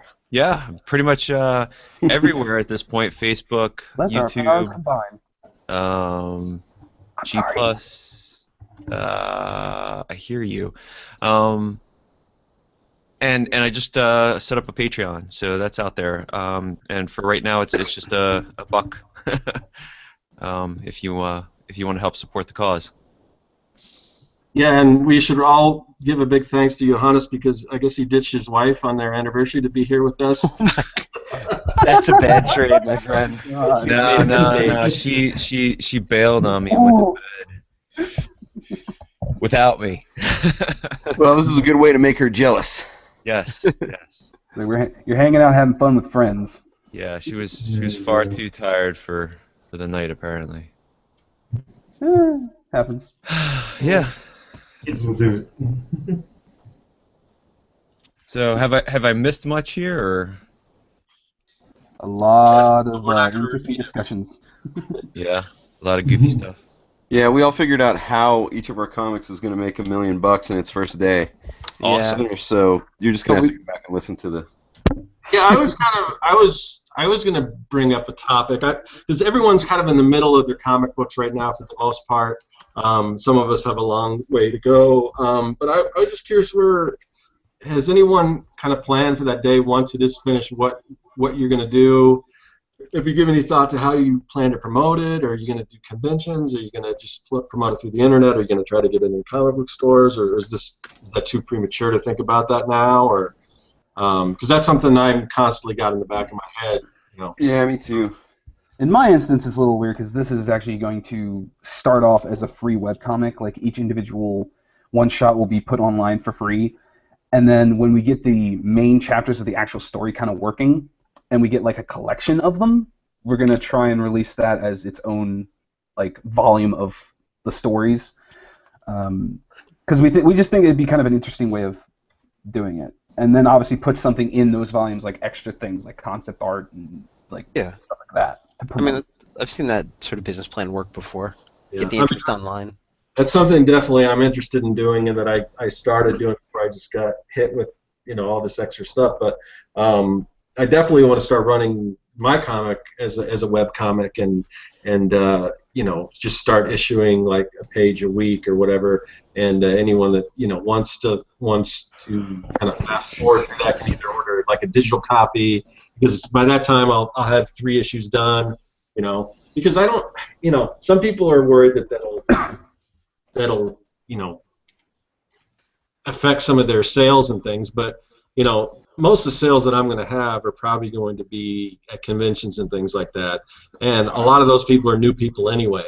And a lot of people that actually see your work online will actually buy the physical book just to support you, or because it'll have a lot of extras in it. Like if I eventually get to the point where I want to collect everything in a trade, I might do like a stretch goal where we or hire a colorist to color it, so that'll be something different from the black and white that you would see online, or I think there's so many other ways to monetize something, even if it is free online, and I don't know, I think having something free online like that just builds an audience too. So yeah, I agree. Especially if you're thinking about doing a Kickstarter at some point or a Patreon, you kind of have to put stuff out there for people to care. Yeah, you have to build an audience. And really, with with the promotion of things like Patreon and YouTube, you can kind of, if you're good enough or at least smart enough to do things in an interesting way, you can almost afford to put products out online for free if the other things you're doing are supporting it. Like in my case, like I did the class on Skillshare, which is still making money. I'm working on making another one. I do YouTube videos, which make me some money, and I got a thing I got to read, and I got to talk to this guy about another website that he wants me to join. It's called Curious.com, which is kind of like Skillshare, and I see that Christopher Hart is on there, so I'm gonna have to talk about him about that kind of thing. But these are things that allow me to afford to release these free online for the first while. Yeah, and I mean, if we're being honest, even if like none of us are gonna make a lot of money on our comics. Like even if we have a successful comic, we're not gonna be able to quit our day job. Shut up, Gaz. Who brought that guy? Guys, it's me, Buzzkill Reality Man. No, you're right. You should make a hero. You should make a hero called that. Nobody would like him. Get out of here! We were having fun until you showed up. I'm just saying, all that refined sugar is not good for you. We like it, okay? Like I don't care what it's doing in my arteries. Statistically that's true, Gaz, but I'm trying to get more in the mindset of looking at the people that are actually doing it and figure out how they're doing it, and because there's people out there like Jason Brubaker or like Travis Hansen that make their living doing independent comics, and basically a lot of it is either selling online with or Kickstarters or just going to shows all over the place and promoting themselves. So I mean, it's not like it can't be done. And I mean, if you're looking at the traditional way of doing it, where you get it in diamond, do all that stuff. I mean, right. As an independent, that's pretty tough. But there's new ways to do it. I mean, there are people that are successful doing it. So it's not. It's an uphill climb, and and the odds are stacked against you, but it's not impossible. Well, I guess my question is, and I don't know, how these guys do, what they're doing, but I guess I'm wondering is if they're, and maybe you don't know the answer, but I'll ask it anyway. If their primary income and primary job is I'm the guy that makes comic X or girl, whatever. I would imagine that they also are doing a lot of con sketches. They're selling prints. They're selling T-shirts. They're doing ancillary things where the comic might be the reason people know them, and it might be kind of the engine that's driving their career. But just like money-wise, you can't make that much money off of a comic, like the physical comic itself. No, I think when it comes to like the comic, you have to have like all the ancillary things around it, like you just mentioned. Commissions, etc., merchandise, even stuff like that. And I think that when you're doing a comic, I mean, this is, I don't know, tell me what you guys think, because I think about this a lot, and there's going to be the webcomic aspect of Monkey Mod, but I want it to be in print also, so I'm thinking webcomic, self-publishing, and versus like, say, submitting to an Image or something like that, and only thinking about somebody like Image, because if you're a self-publisher at this point and you're trying to go through Diamond to get distributed, you basically make nothing. Yeah, it is one of those scenarios where you will make practically nothing if you go, especially if you go to some of the bigger ones, because they're not the kindest to the newcomers, because they feel that they're doing you a service by just gracing you with their presence of putting your comic out. Yeah, and that's no business model for you. No, it's not. Self-publishing, it's become far more reliable these days to self-publish because of the excess amount of companies who are trying to help support it. I mean, places like Kablam, trying to make it easier to print things directly online through them, and they'll only take a certain amount of the money to cover printing it, shipping it, and then a small percentage just for them, obviously for helping you. But then you don't have to pay them anything for that. It literally comes out of the cost of the book when the person buys it. Yeah, because Diamond wants like 60 to 40%, Yeah. and lets you choose off the cost of the comic. And for an independent person, I think to make any money, you have to double your print cost. So if your book costs $2 to print, you got to sell for $4, right? Yeah. So and then they want to take 60 to 40. So if you say 40, which will then give you 10% profit, I guess, of the cover minus shipping or whatever, then are they going to be like, well, this guy's kind of a dick. Why didn't he give us 60? Marvel gives us 60, Yeah. And it's hard for them to understand because they're just a business. They don't realize that Marvel can afford to give them that much because they're not just selling one comic book, they're selling hundreds of them plus merchandise of T-shirts and stuff and toys and stuff. Yeah, I've heard anecdotally that a lot of Marvel and DC books make next to nothing, but they don't care because it's just a matter of keeping the rights and keeping the interest for all the other stuff they sell. Yeah, and plus in publishing, if you do a title that loses money, sometimes that is a tax write-off, and you actually get more money from losers sometimes. At least that is, working in kids' books, I kind of found that out, and it's very disappointing. And that's why a lot of times you see subpar books, and they go out of print right away because they're just like, well, they're a tax write-off. Yeah, and it is an unfortunate part. I mean, I even remember in some of the videos you posted recently where you've gone to the comic book store and picked up a bunch of comics, and all of a sudden you're reading through 20, 21 pages of basically nothing. The story didn't really go that far, and it's becoming it's starting to become even worse of a problem, especially when you think of how much we're spending on a single issue of a comic book. Well, yeah, writers what did I just buy? I bought 21 pages and the story barely progressed. Yeah, and I did the numbers with inflation. A modern comic book typically is $17.38 in 1970s money when I first started getting comics that had more content. Oh yeah, and especially because back then you would get these 26 to 36 page stories that were self-contained for the most part. Most of them were their own book. Once you were finished reading issue 42 of Superman, the next one was a whole different story. You didn't have that issue of, okay, I have to buy the next one to get the rest of this story. I have to buy these next 3 to get the, they save those for annuals and special event comics where, okay, this is 4 books of one long story. Going in, that's what this is, but then it goes back to normal after this.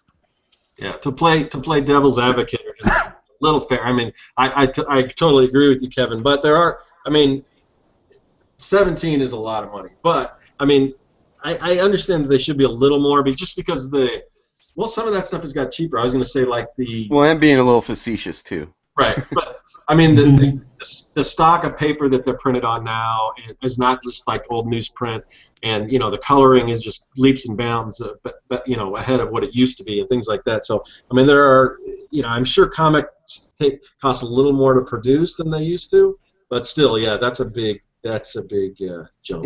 If we're talking production quality, then yes, they have increased to a point where they have to charge more.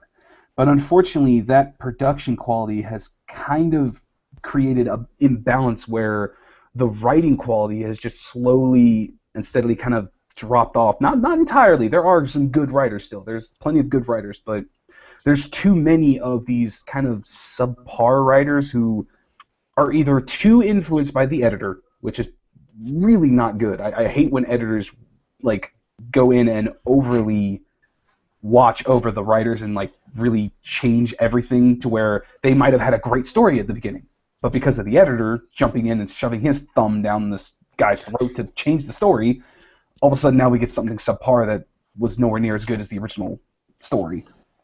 And it's just getting to a point now where I'm having trouble warranting myself to buy a comic anymore. I'm getting to the point where I don't care about keeping up with these stories. I have to agree. I've got to agree with that. I actually went out and bought 3 brand new comic books just for reference material the other day, and that was the first new comic book that I bought in, I don't know, a decade. What did you get? I got the new Wonder Woman just for like female references and to kind of stay fresh with what everybody's doing nowadays. Mm-hmm. But like you said, the story didn't progress. It didn't go anywhere in 2 issues or 3 issues or whatever. And who knows where it's going, because it's just all kind of like, I don't know. It's completely in outer space. It didn't start anywhere. It's whatever. But the point is that I normally hang out in the dollar bin, and I pick up great stories and I pick up awesome art. But I mean, then my tastes are dated. So Yeah, mine too. These are the first comic that I modern comics I've bought in probably 10 years too. Kevin and I think we're both in the same kind of camp where we had just recently gone back to the comic book store. It's funny because I mean we're about the same age and everything, but I think we picked up pretty much exactly the same titles, which is. Well, you were partially responsible for me going back because I was like, damn, that Batgirl looks pretty sweet. Yeah. Not to get too much on like what comics are cool or whatever now, but did you happen to read the Batgirl, or what did you think? I haven't yet. I still I've read. I keep meaning to do like reviews, like I said, but then I'm like, I want those for filler when I don't have anything to talk about, and I've had stuff to talk about. So, yeah, I read basically Howard the Duck and loved it, and then I read Princess Leia, and because people were saying that they want that next, and I think the recent comic that I had picked up that was an actual like American new comic, because I was very curious.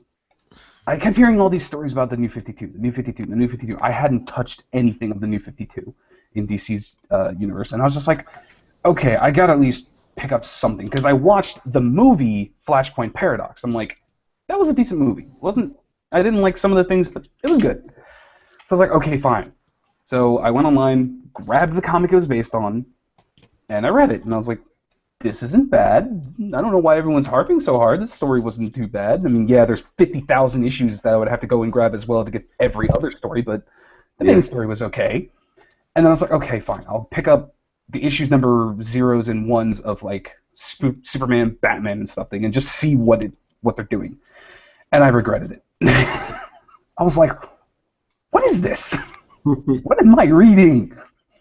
Well, Who and is also this guy? This is not Superman. Who is this? that also came like a year or two after they just had done the 52, not the new 52, but the storyline 52, and like and all this other like Blackest Night, like a bunch of big events, and then it kind of settled down, and they're like, oh, here's this new event that nullifies everything that just happened, and so all there's of a that sudden kind of. Flashpoint happens, and you're going, wait, everything's changing again? What? Didn't we just do this?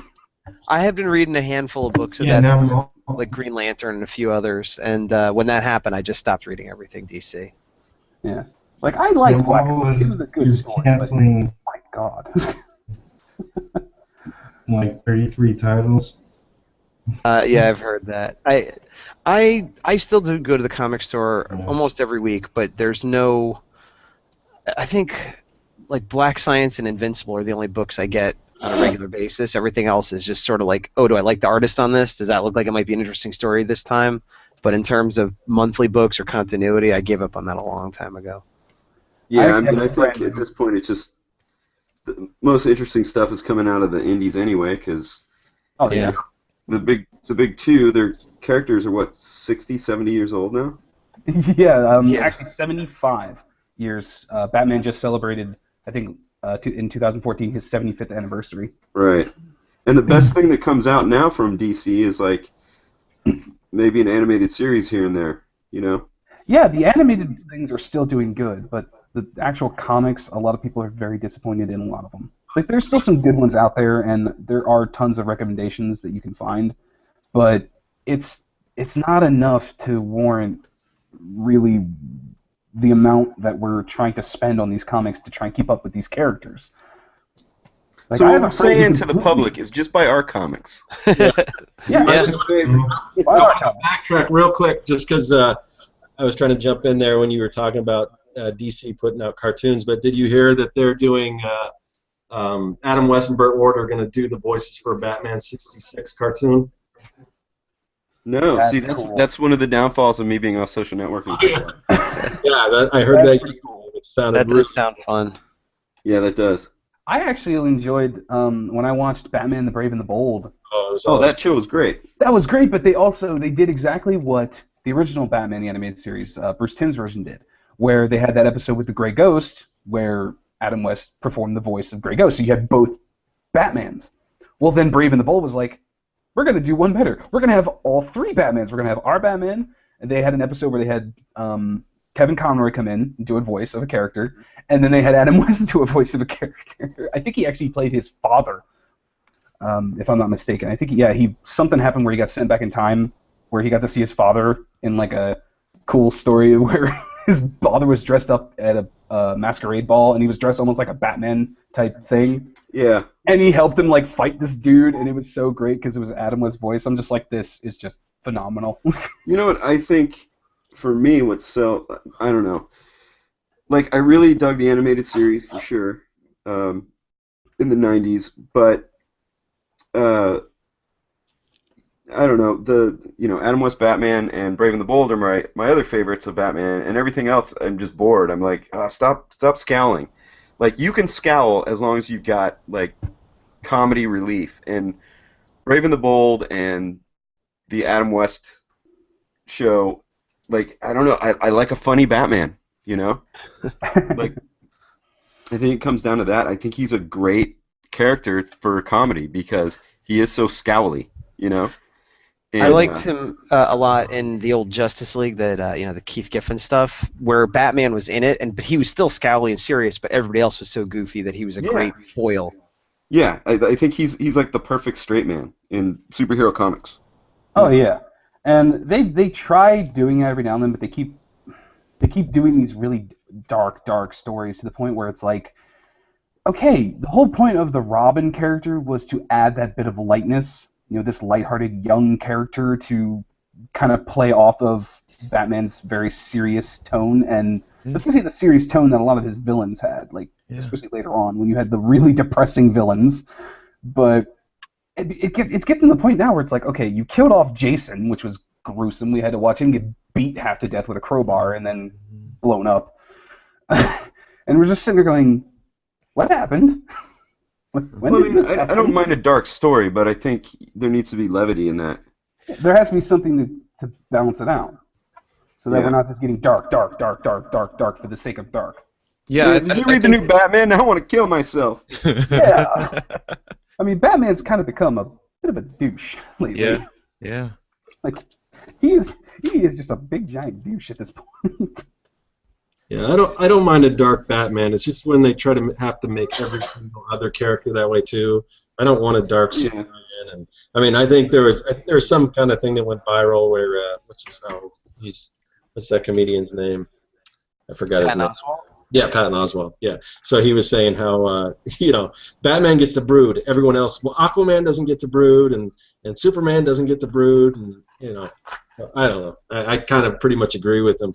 I've been saying that for forever, but finally somebody, well, I guess other people said it too, but That's because Batman's supposed to be more of the slight realism of understanding how the world works and all that kind of stuff, while these other characters are more the symbols of hope and the understanding that there's always a brighter horizon to go towards. Well, I think ideally all of the characters would have very distinct outlooks and personalities, even if they're all technically striving for good.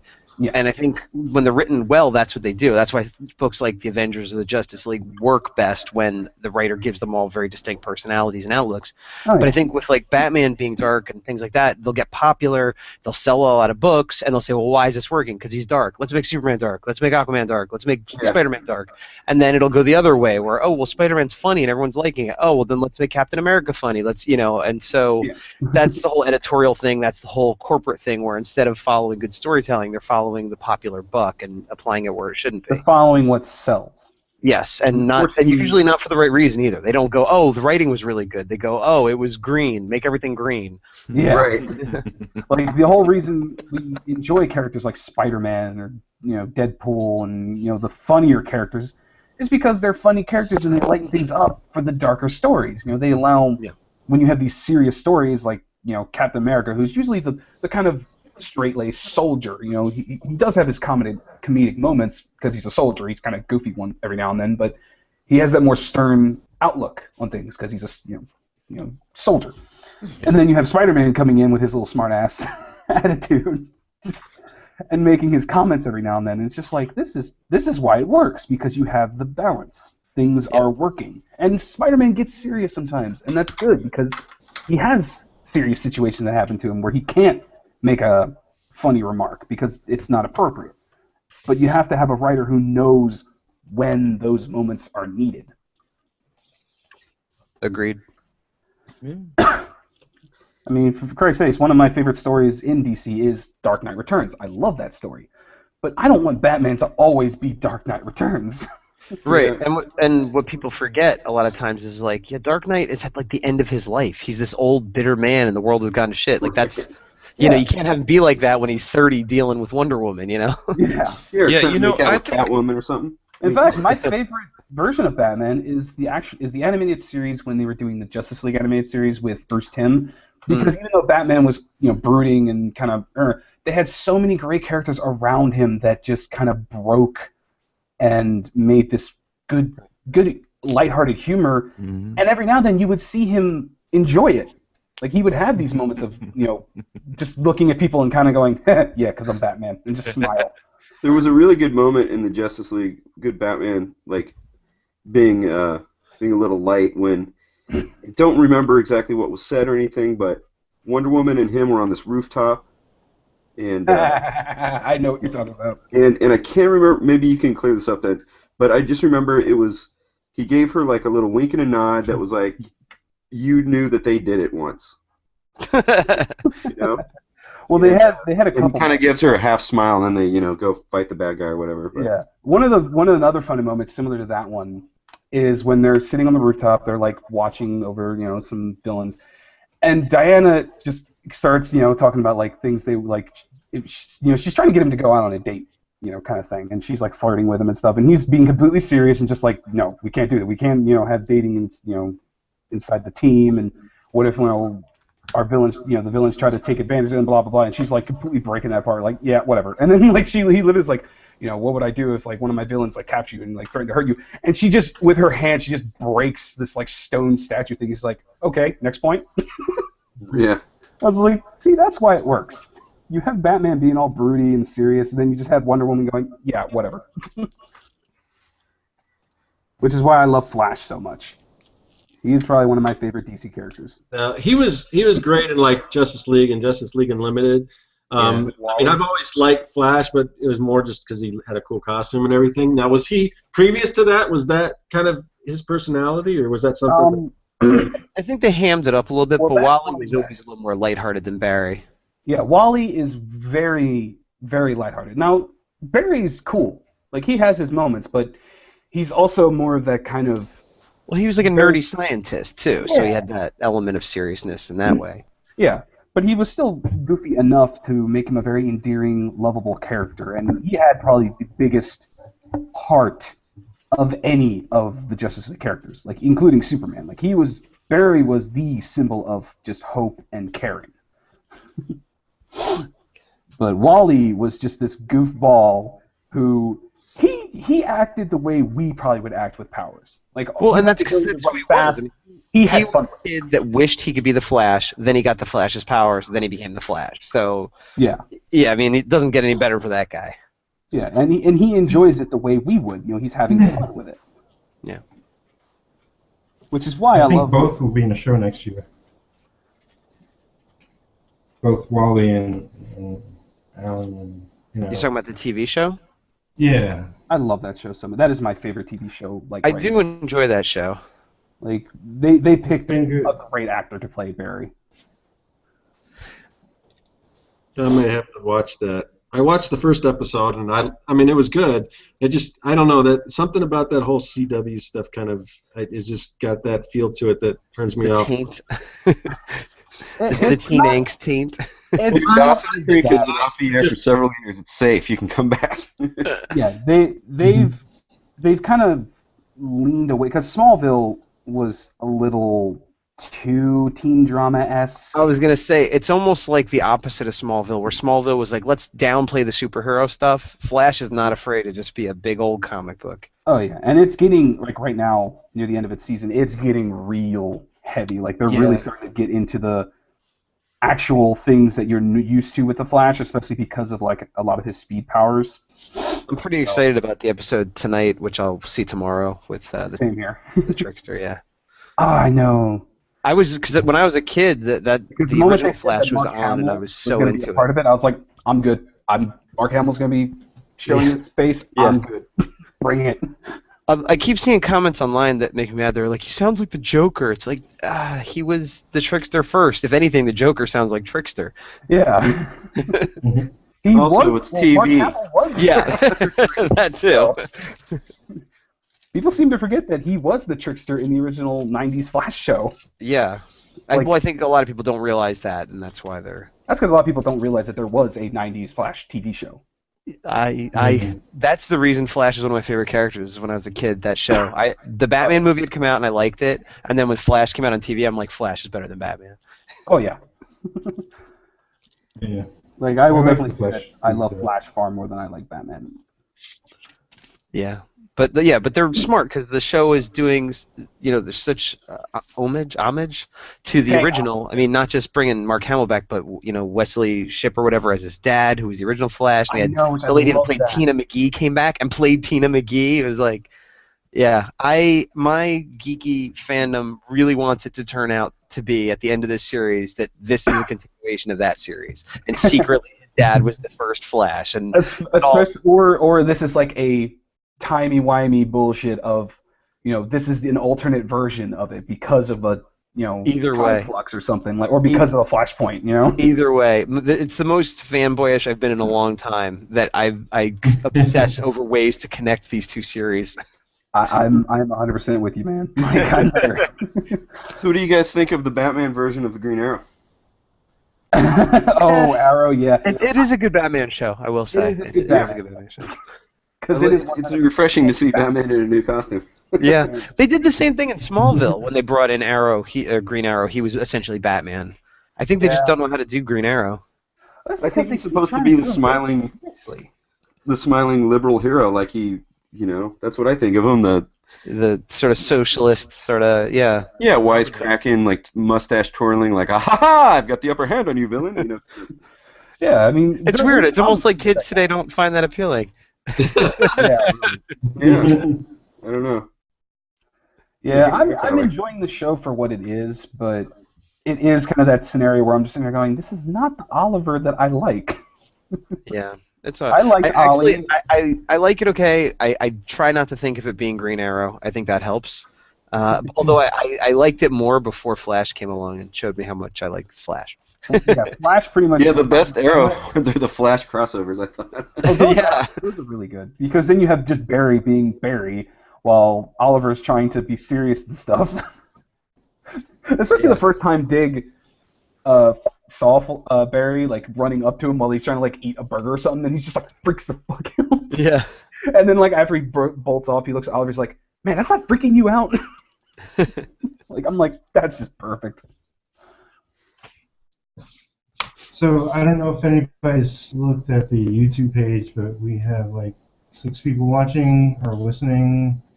Ben Davis is the only one in the chat. Yeah, because I kept looking at the chat and I didn't see anyone, but now I see Van in there now.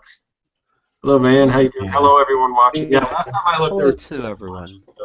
Oh, that's weird. I don't actually see a chat screen on my Hangout. You have to be on the YouTube channel, and if you go there, you have to mute it because otherwise we'll get echo. So. Right on. Well, hello, Van. Dude. I'm getting so used to Picardo now that like when I do streams on any other medium like this, I feel weird because I'm like, I don't have my usual chat sitting up. Yeah, so I was gonna in the beginning of the show I had alluded to that, and I wanted to ask you about your experience on Picardo and everything, and plus I kind of want to get more to creating comics rather than just talking about Marvel and DC comics, but which is fun too. Yeah, it always kind of heads that way, which I like talking about too. But That's because we're all comic book nerds. well, yeah, of course, yeah. We But can't help ourselves. So enlighten us a little bit on Picardo and what it is exactly and how it works and Well, what you do on it. Picardo Yeah, basically came from a lot of people who were doing streams on websites like Livestream and Twitch, but those sites tended to be a little crowded with other medium, like gaming videos and stuff like that, to the point where it was a lot of us artists were starting to feel like we were being neglected, like there was nothing really there for us. So when Picardo came out, and it was literally more advertised as like, hey, this is for creative medium, artists, musical artists as well, because you can stream yourself like working on a musical piece or something. There's people who work on game development and coding, and like it's pretty cool because it's about a creative medium. And one thing I really liked about it is that it has the follow system that actually works. It's like, hey, this person's online. I'm going to send everyone who's following them an email saying this guy's online. I'm like, oh, that's cool. And it's got a lot of nice features. I haven't had any bad experience. I've actually I created a premium account because I wanted to do what's called multi-streaming, which before, if you wanted to do streaming with other people other than Hangout, you would have to be streaming at the same time, link everyone to the pages. You have to have open pages, or if you were creative enough, you could make like a Tumblr page and then try to embed all of the live things and then use one chat from one of the streamers. And it was just a pain. Multi-stream allows you to have up to 3 people at the same time on one page that it automatically creates once you invite them to be a part of it, and it's one chat. So no matter who gets an email, if my friends get an email and my friend's fans get an email, it'll send them to the same page, whoever's hosting. And only the host needs to be premium. So you don't have to be premium to join in. Only the person who's hosting the multi-stream has to have a premium account. How much is I like. that? Premium, it's like $10 a month. And it gives you a bunch of stuff. Like you can do premium things. You can have subscribers, which means they'll pay you for content kind of thing. You can have like these extra banners on your page to link to other things. It gives you enough to warrant the $10. All right.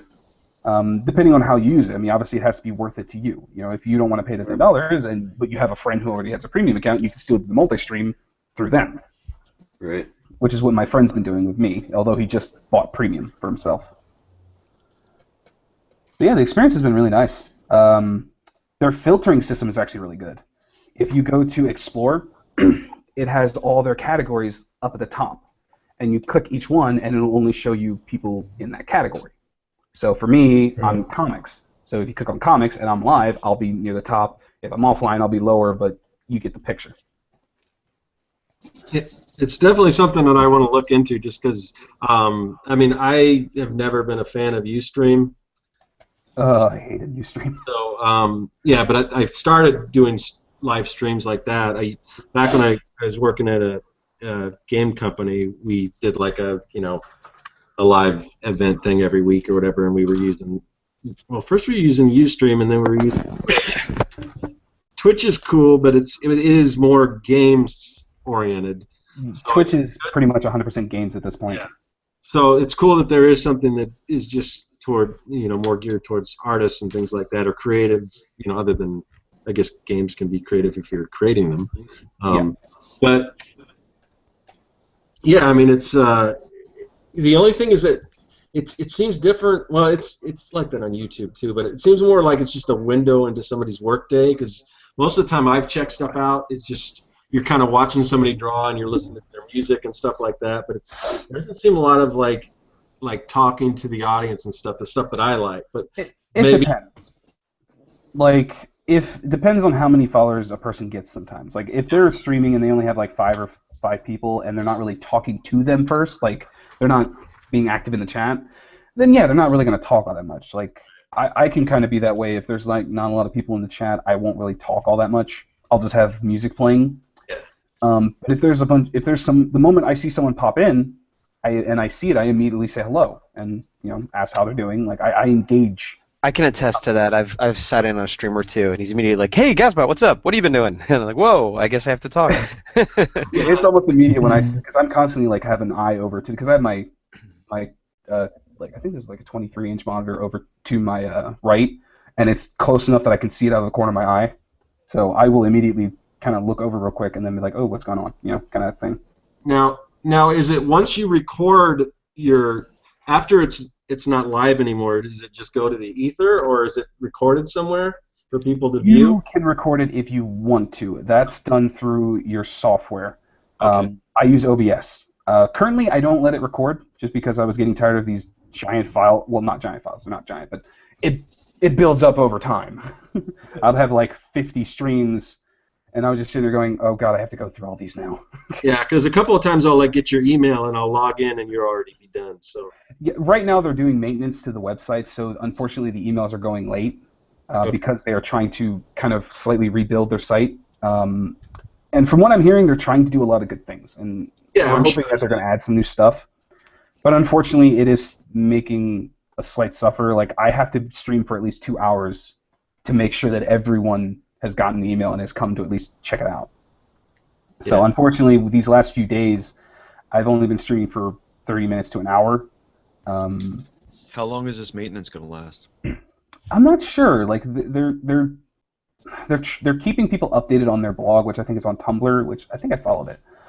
And from what I'm looking at of what they're trying to do, especially visually, it looks like it could be a lengthy process. Like I'm not talking about years. I'm talking about like maybe a couple months, if at most. But they're trying to make things a lot more streamlined and make it so that it's easier for people on the site to do things and make it more appealing to you to where things are easier to get to, easier to set up, that kind of thing. They're basically just trying to make it more convenient for everyone and make it look nicer. So I'd say maybe sometime the following month, maybe the next month, like it shouldn't take them too long to get things like really stable. Yeah, that's cool. I mean, are there any like Picardo like superstars? Like I know on Patreon, like I listen to Jeff Lafferty's podcast, and he's always talking about the Tsukimi-chan or whatever, who's like huge on Patreon. Or Yeah. is there the equivalent on like Picardo that just somebody that's just really doing it right? That you know. Well, a lot of the artists that I happen to follow on Tumblr anyway do use Picardo, and then a lot of them actually switched over to Picardo now. I don't really know if you would know any of their names because I don't even know most of their names really. Like Maryberry, Vi, a couple of people like them.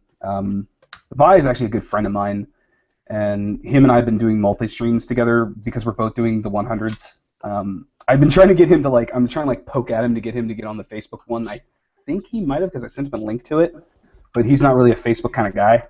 Like I don't even know if he has an account. Wait, he's doing the hundreds. Is he putting the videos on YouTube or anything? No, he's doing it the way I'm doing it with the blogs on Tumblr. Oh, And but you have a few videos you put up and stuff. not as much as I wish I did. Like I actually have a video that I had recorded that I had never uploaded because I just blanked out and forgot that I had it, and I was like, Oh my god, I do that all the time. And that's why I do the Tumblr thing because it's so much easier for me to just get on Tumblr, which I check every single day, multiple times a day, and I can just type it up. You know what? Speaking of things you do that others might not, and talking to why you do them, you and I had talked at some point about Tumblr and how that's like one of the few social media I don't bother with, and how you're like, that's crazy, it's the best one. I don't know if anybody else here uses it, but maybe we could discuss why or why not it's good. Yeah, I'd like to too because I'm on Tumblr and I started to do it, but I don't think I know how to work it right. Yeah, the thing with Tumblr is the reason I enjoy it so much is because it's a very basic, bare bones, clean social media site that I've ever been on. Like when I go to like Twitter, I hate it. It's so cluttered looking because it's Agreed. like walls of text, and it Yeah, just gets agreed. like, but it's in an ugly format. It's not nice and sleek and easy to read and easy to scroll through. To me, when I get on Tumblr, and yes, there might be a wall of text because someone reposted something or they typed a long message for some reason, I don't feel encumbered by it. I feel like You know, it's just there. I can read it if I want to, or I can just keep on scrolling, and it doesn't. It's not like offensive to my eyes. The site is very cool and warm colored, so it's very easy on the eyes. It's not too bright, and it's such a simple format. Like posting pictures, posting things, reblogging things. It just seems so simple to me. I don't feel like I'm doing a whole bunch of extra steps, and I'm not being bombarded with ads and here you should do this, here you should invite these people, here you should. I'm like, get out of my face, Facebook. I don't care. Well, do you use Instagram at all? I started at one point, but then I kind of it just became an extra step that I didn't really need to take because I guess because to me Instagram is what you're describing. I just post pictures, that's it, and I don't have to worry about anything else. But I also post a lot of text things as well, like what I'm doing here. When I'm done with you guys doing all this, because I haven't posted yet, but I'll be posting my my day 46 post, and I have it automatically set up to post directly to Twitter, which immediately posts to Facebook for me. That's exactly how my Instagram is, actually. The only extra step I have to do is I have to share it with you guys. Like that's the only extra step, which I don't care about. That's really easy. It's just really quick. So how is your engagement on Tumblr though? Do you get a lot of followers or comments or anything like that? Because that's been my problem when I do put stuff on there, which I have been because I just repost from Instagram, and I get nothing. Like every other social media, I get some amount of interest. Tumblr, just nobody gives a shit. Yep. Yeah, Tumblr is the one place where it's really, how do I put this? Obviously they have the tag system. You know, right. You put tags, like I would put like at blog and then at comics, at this, and you put it on its own bar. So anytime someone searches it, there's a chance they'll see it. And it'll always be in chronological order. The thing with me, and this is only because of me, this is all my fault, I don't, and it is, I'm not as active an artist as I wish I was, and that I really want to be. I don't do a lot of sketches during the day. I don't draw, a lot of commissions all that often because I don't get a lot of commissions. I don't have a lot of illustrations, things that I post constantly, like some of my other artists. Like some of my other artists who do get a lot of followers and get a lot of feedback and comments, they're posting at least one picture a day, even if it's just like something they're sketched up because someone requested or someone said, hey, this would be a funny idea, and then they just doodle it because they were bored or something, or because the idea was there and they thought it would be fun.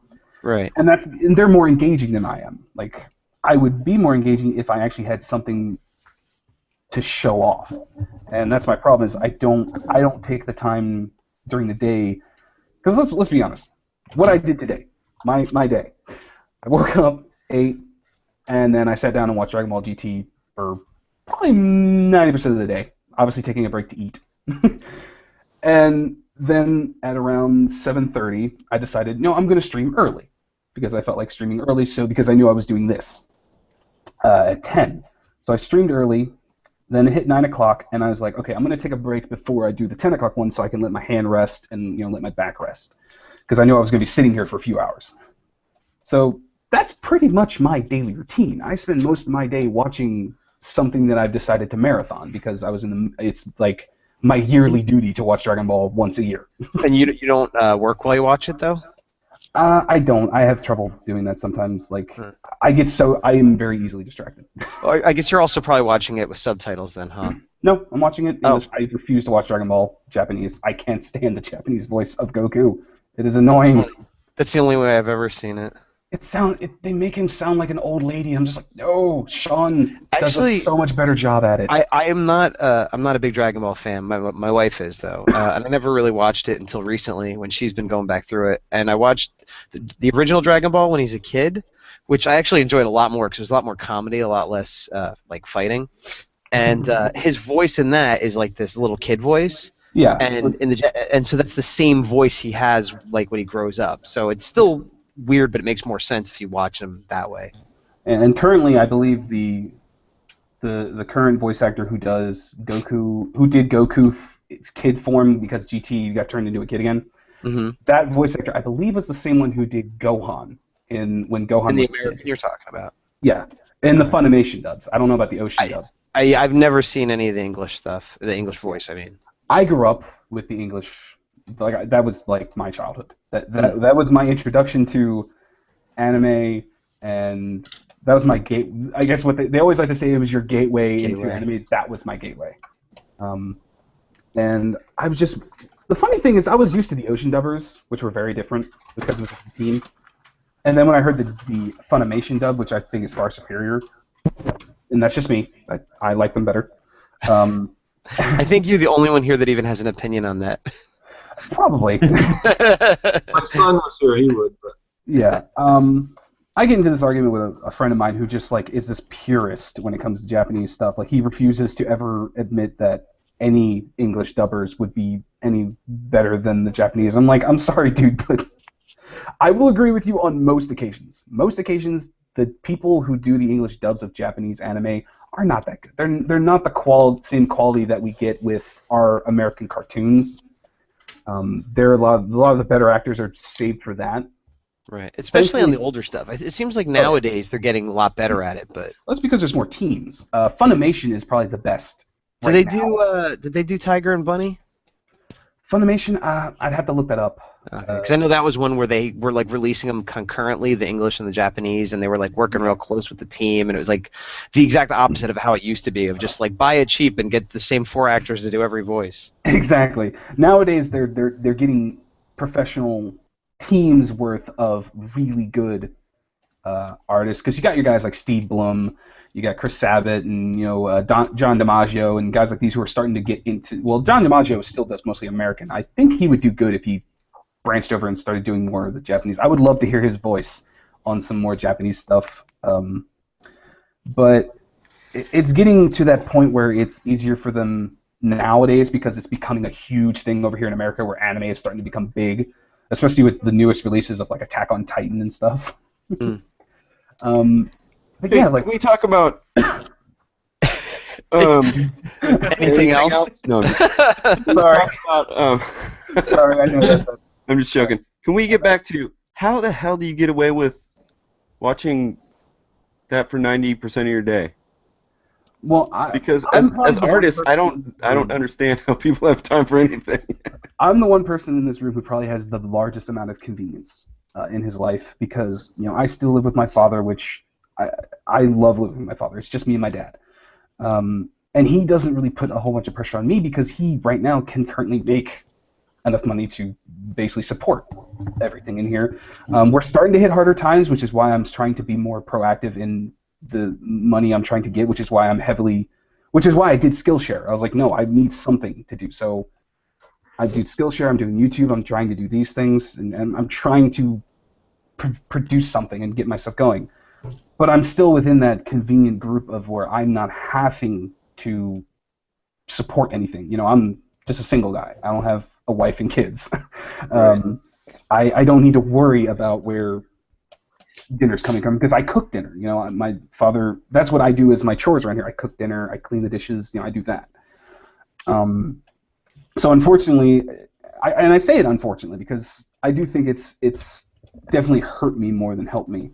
But at the same time, it has helped me in some areas. But in the ways that it's hurt me is it's made me very lazy in life, which I definitely get from my mother.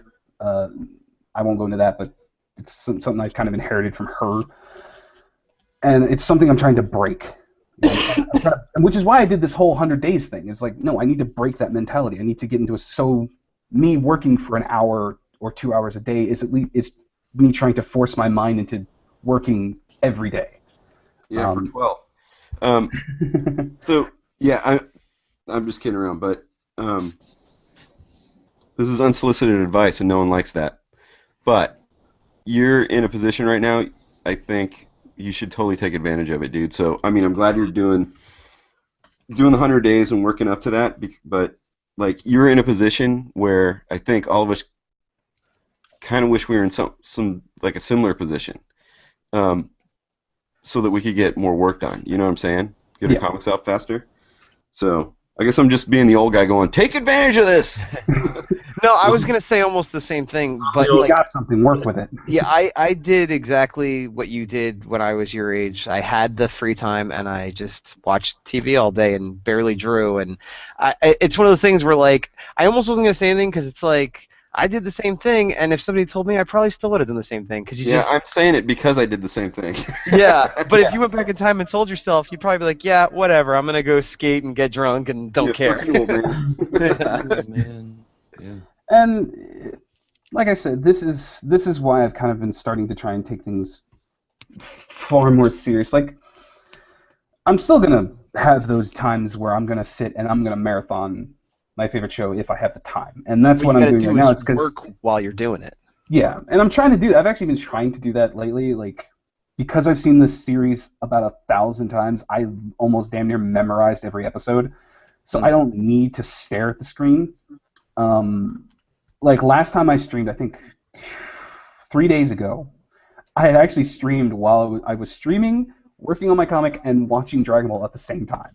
That's perfect. And it was kind of a challenge to myself to kind of say, okay, can you do this? Can you get your mind to focus for once and still multitask without instantly hearing something going on Dragon Ball and be like, what's going on? You know, I need to learn how to watch it out of the corner of my eye, which thankfully I was able to do and still keep up with the people. You have a Can I Cintiq, make a right? suggestion? Which is one of the things, because I'm kind of in the same spot aside from watching my daughter all day long. But when she's like asleep or whatever, I make sure to turn the TV off and I just turn on some music that moves fast. Yeah, I have And my list of music. and that normally, like, you know, you start to accelerate, and then you know, if you have something else to do, just take your, you know, move away from the computer and take a sketch pad with you. I don't even think I have a sketch pad. I think I used up my Oh, dude. Yeah. Dude, get a moleskin and put it in your pocket. Eventually you'll become obsessed, and you just won't be able to stop drawing. Because my thing, especially for me, because my 90% of my day is spent right where I'm sitting now, which actually I need to start taking advantage of this tablet more than I am. Like I need to be able to just load up Manga Studio, open a blank page, and just kind of go to town on something. Like I need to practice this. Okay, let me practice that for 2 hours. Okay, now I need to practice this. Okay, let me work on this for like about an hour. Take a break every now and then to catch up with whatever I need to catch up on, but I need to get myself to keep working on something, even if I'm out of the corner of my eye doing something else. I need to draw more often, it's been hurting me because I've been this, and my friend was actually kind of laughing because I told him straight up, I was like, dude, you're putting me in the tightest situation because you're asking me to draw things that I've never drawn before, and especially because of him, he's got this crazy imagination when it comes to these stories. That, I mean, for Christ's sake, I'm drawing a guy who's like, I mean, I know, like, especially, well, Kevin understands because he's drawing, Monkey Mod, this anthropomorphic characters, which I'm just now starting to do with a character called Basil, who's a dude with, like, freaking elephant head, and this alien character who's got this, like, giant, like, gray alien-style head, and I'm used to just drawing, character concept art, which is usually just a static pose to get the designs down. And now all of a sudden I'm having doing these strange angles, like this freaking pose right here, where I had to draw him in this sniper shooting pose. Oh my god, it took me 3 days just to get this to something that I was comfortable with to ink over. That's one of the good things about comics, is because you sit there and go, what am I going to draw today? Because a lot of times if you just think, what am I going to draw today? You just kind of draw whatever's easiest, kind of in your stock quiver. Yeah, you kind of just go things you can draw, but when comfortable. you got a story, you're like, shit, now I got to figure out how to draw this toaster being thrown at someone's head at this weird angle, but they're falling off a building at the same time, and so it'll make you, comics will make you better. Yeah. That's and that was one of the things he was kind of bringing up, like when I was talking to him about it. He's like, dude, if nothing else, this is great practice for you. I'm like, yeah, because I'm not having to sit there and fuddle with writing the story right now. I'm usually going straight into the meat and just working on my art for now. I do have my own story that I will be working on eventually. A story called Heroes Guild, which I did a one-shot for Skillshare that I was the class that I was teaching. I did finish that, and I think I posted it on Tapastic. So I was able to finish that, which was the first thing I did when I was doing my 100 days. Was I finished that? Can I just ask one real quick question? Yep. Go ahead. Did you already go over Skillshare? Did I? I don't know Kinda because mentioned I got here late. I just was Not wondering about the so much, definition. just in the introduction. But yeah, you can go into that. I'd be interested. I didn't mean to interrupt you. Keep going, but No, it's fine. I'd be if you guys are interested in hearing about it, I'll tell you about Skillshare. Please do. Yeah, Skillshare is a really cool site. Like, it was one of those sites where I kind of was like thinking, like, wow, this kind of feels like this should have been a no-brainer of why this site exists. It's basically taking the concept of the video teaching, like teaching through video, that YouTube kind of was going to do and for a while, but then it just decayed. Basically, it's about a student-teacher mentality. That's the two sets of people you have on the site. The teachers create courses, and they, have a very structure to the courses, and then you create a project for people to work on, like based on what they learned, and they have to post it when they're finished, kind of thing. I created a class which was how to create. I think I called it how to create a mini comic from scratch, like from start to finish. I believe it's only roughly about an hour-long course because I tried to keep things kind of condensed to the point of being more specific of what. I wasn't trying to teach someone how to draw. I was trying to teach someone how to create the mini comic. And I like the site because you have that student-teacher mentality. You're going in as a student, you're going there to learn. You're not going there to watch a cat video. You're going there to learn about whatever you clicked on to learn. It does have its premium setup where, like right now, I have a premium membership that I won, but I did pay for the first time I did it. But I won a year's worth of premium. What happens is I'm getting money from them after I'd hit a certain amount of students.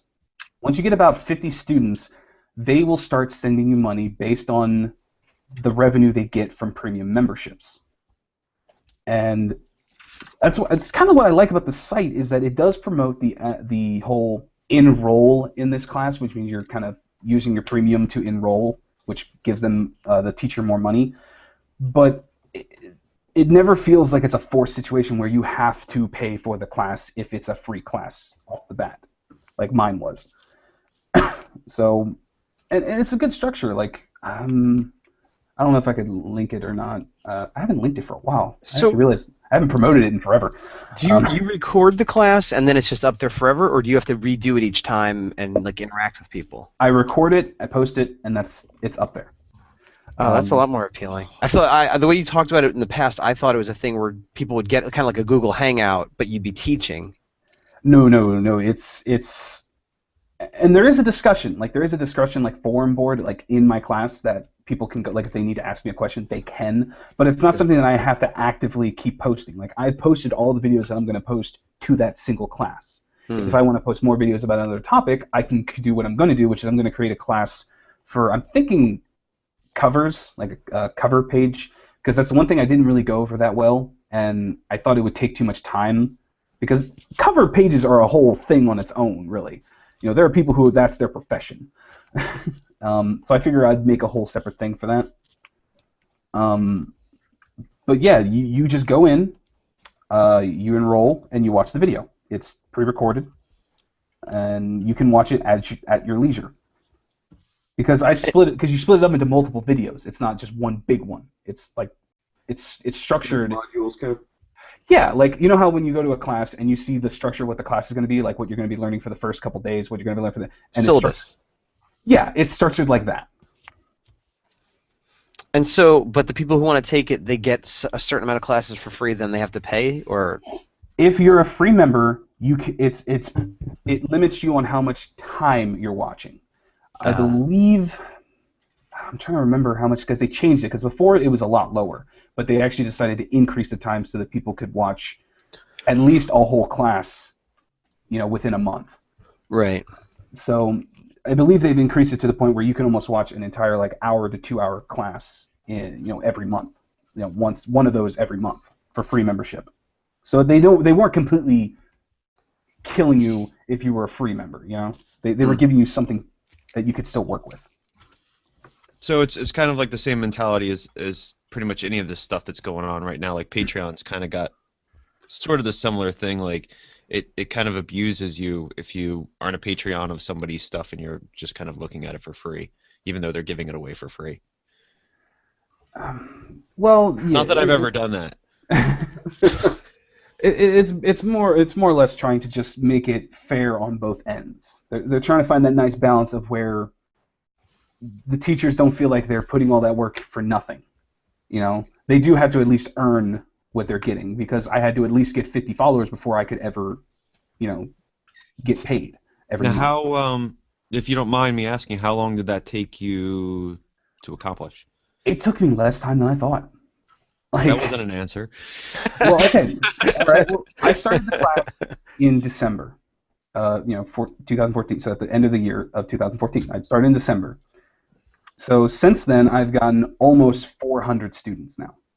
Like I'm getting close to, and that's just because I'm not the most active social media like I'm not promoting it as much as I should. I'm sure if I was more active with it, I would probably be going up even faster. Wow. But I've seen some people have 600 all the way up to a couple thousand, depending on what the class is, the quality of the class, and obviously how much little bit of time they put into promoting it. Okay, so now without getting into like exact numbers, I don't mind but getting into numbers. are you making like coffee money, or are you making like pizza money, or are you making like Last Are you making Dragon Ball DVD money? this month, yeah, this month I think I made around 270 for the month, and that was for the previous month, obviously. And they pay you, and I like them because they pay you on the exact same day every month, unlike YouTube, which is like the first or last week of the month. Eric, this is based on the content that you already created. Are you constantly creating new content? This is just the content that I've already created. So it's a continual stream of income on something that you already created that's done and in the can. Yes. The way they told me is that every month they take all the money that they got from their premium members. They take the percentage out for them, to keep the site up and running, and then the rest of it they divide to all the teachers based on how many new students they got for the month. So they might not even be your personal students, just students to the channel, or how many students I got. Oh, okay. We'll say how much of a percentage of that money I'm getting. Hmm. So if I Now, got is this- 100 students in a month, they'll take that and compare it to everyone else and say, okay, out of all that, and take the percentage and then divide the money evenly based on what you got, like how many students you got. And that's fair. I mean, that's how many students I earned. And so here's the money for that based Now, on premium money. Are you promoting this, or is it just sitting out there in the ether doing its bit? Yeah, and- it's kind of just sitting on the ether right now. I haven't promoted it in a few months. Like since I reached 300, which is the last time I said, oh my god, I reached 300. I haven't really promoted it much then. Hey, Kevin. Yeah, I quit. you should. Oh my god, you have to just convert somebody? Well, I think you're probably converting all of us a little bit. Yeah. Yeah. No, it sounds really cool. The part where you said I got 200 something bucks for nothing I did this month, I think sounded good to all of us. Yeah, I have a that's question. 2/3 of the way to my goal. and it's just one of those scenarios where I almost feel kind of bad because I am getting money for something that I did in December. That's what you're supposed to be doing. Yeah. you never Yeah, feel bad. that's why we're doing this. An artist should never feel bad about making a living from his art. That's ridiculous. Especially but the one thing that always kind of made me feel a little, I don't know, it made me feel weird because I've never been the kind of person who puts into contests. I don't do them. I have horrible self-esteem. Like I never feel that anything I do is worth a damn. Oh, you stop. No, he's probably right. He's probably right. Probably. But this was the first time that I had actually committed to doing a contest for once. Like I'd never done a contest before. I was like, you know what? I'm gonna do this. This is the one thing because it was something that I actually was kind of confident in, was my ability to at least teach people something because I've been doing it on YouTube for a little while, and all the feedback I ever got was very good. Like people saying, "Wow, you're really good at this." Like we learned much more from you than we learned it. Like I actually said, someone who went to college came to me and said, "Dude, I learned more from you in your like 10-minute video than I learned in like half the year I went to college." Your video is only 10 minutes? Like 10 to 15 minutes, yeah. Shit, I quit too. We're out of here. Bye. And this is the last episode of. and it was the kind of those kind of comments were the things that kind of built me up just enough to say, you know what, this is the one thing I'm actually good at. I'm gonna try it. It's a contest of something that I'm confident enough to know that I'm good at. Even if I don't win, I just feel like this is something I have to do. So Eric, the contest. It's I have a question. Now, are there a lot of other people doing kind of comic book content on this site, or do you think that's part of the reason why you won, because it was different to whoever was the ones judging the contest? Because according to what I was told, because the lady who I was kind of in contact for a while, she basically told me what their judging people like actually were enjoyed about my class. They said the quality was good, like the video quality itself was good. The production quality was simple and enjoyable. They said that me, personality-wise, they enjoyed a lot. But they also liked the way I broke things down, like how I took the time to, if I felt it was an important thing to break down, I broke it down. But if it was something I felt was just kind of, like if I broke this down, it would just be going in one ear out the other, I didn't make them suffer through it like a lot of teachers do. Like a lot of teachers will ramble about information they know is just not sinking in or is not important. So I tried to avoid that, and they actually said that after they had, enjoyed the class, they had actually started noticing that they didn't have a lot of comic people, which was funny because the judges didn't know that the person who came to me to get me on Skillshare in the first place had come to me because they're like, "You do comic book related tutorials. We need that. We don't really have that." And he actually wasn't, and he didn't tell the other people, like other judges, that obviously the judges had no clue that I was the only real person doing this. They had like a couple people who were doing brush inking tutorials and lettering tutorials, but nothing really comic related. yeah, So when they did figure that out after I'd already won, like a few months later, they had actually just recently done a thing to promote it to where now there's actually, I think, about probably over 10 people now who are doing comic book related material, okay, which because just made me smile. yeah, and obviously 10 in the grand scheme of things, 10's not a big number, but I think that speaks to a couple different things. One, it's good to be an early adopter or something, because we're thinking it, because I'm always thinking of trying to do something like what you're doing, where I create something and then it's out there and it's continually making me money. Like I've got prints and some stuff on Redbubble that I get checks from, but it's not bad money, but I mean, I'm thinking of more ways to do that type of thing, and I think just the fact that you had the foresight or whatever got you into this to do it before other people doing comics even knew about it, I think that's part of what makes you successful. Because I'm thinking of like, oh, Redbubble, there's TeePublic and all these other sites like that. But every other artist in the world and their mother are all on those sites doing the same thing. But you found their something. mother. Yeah. Sorry. I'm sorry. Yeah, but I mean, you found something that no one else really was doing in comics, and I think that's something we should all be on the lookout for.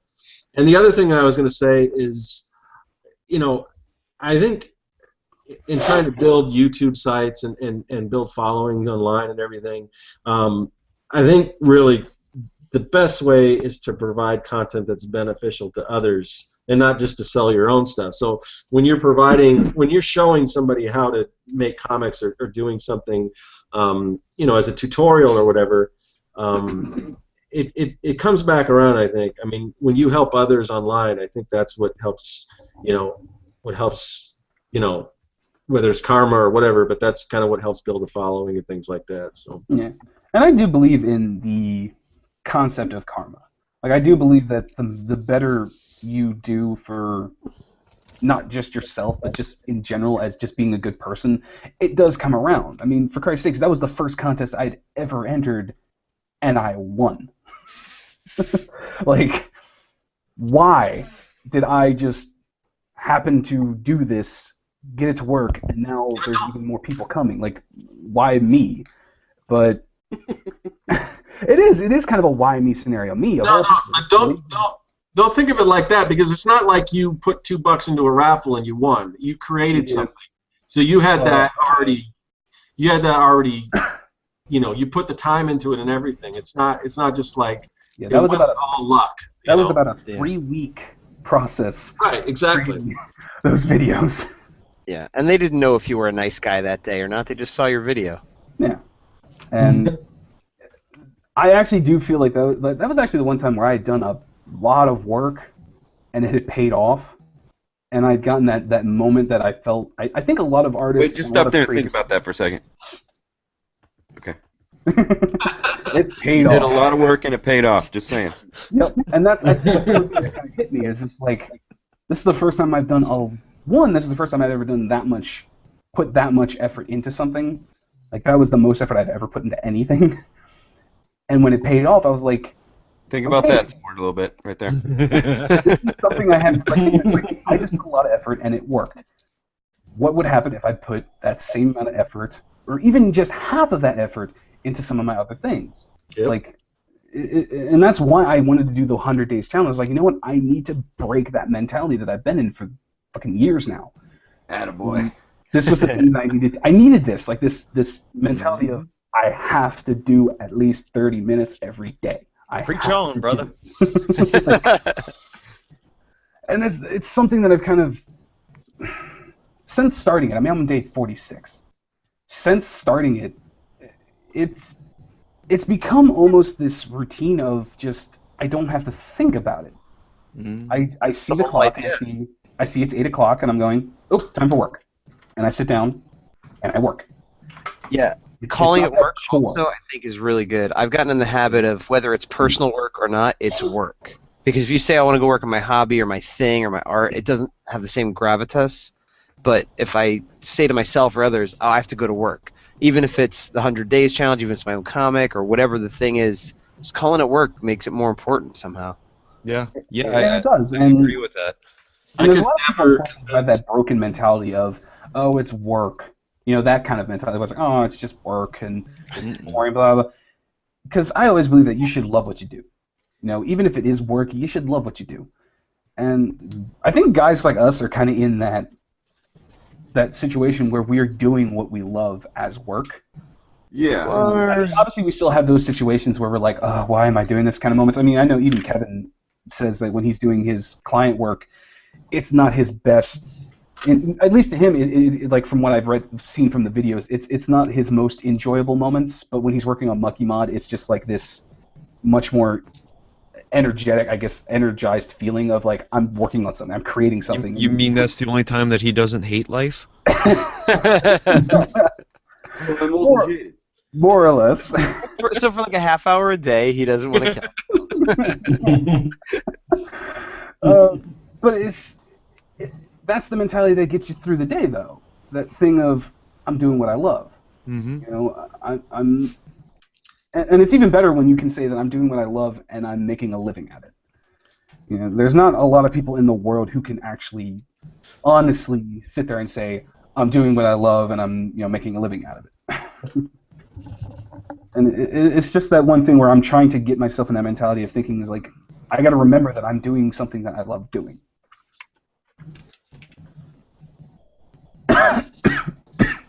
That's the dream. Yeah.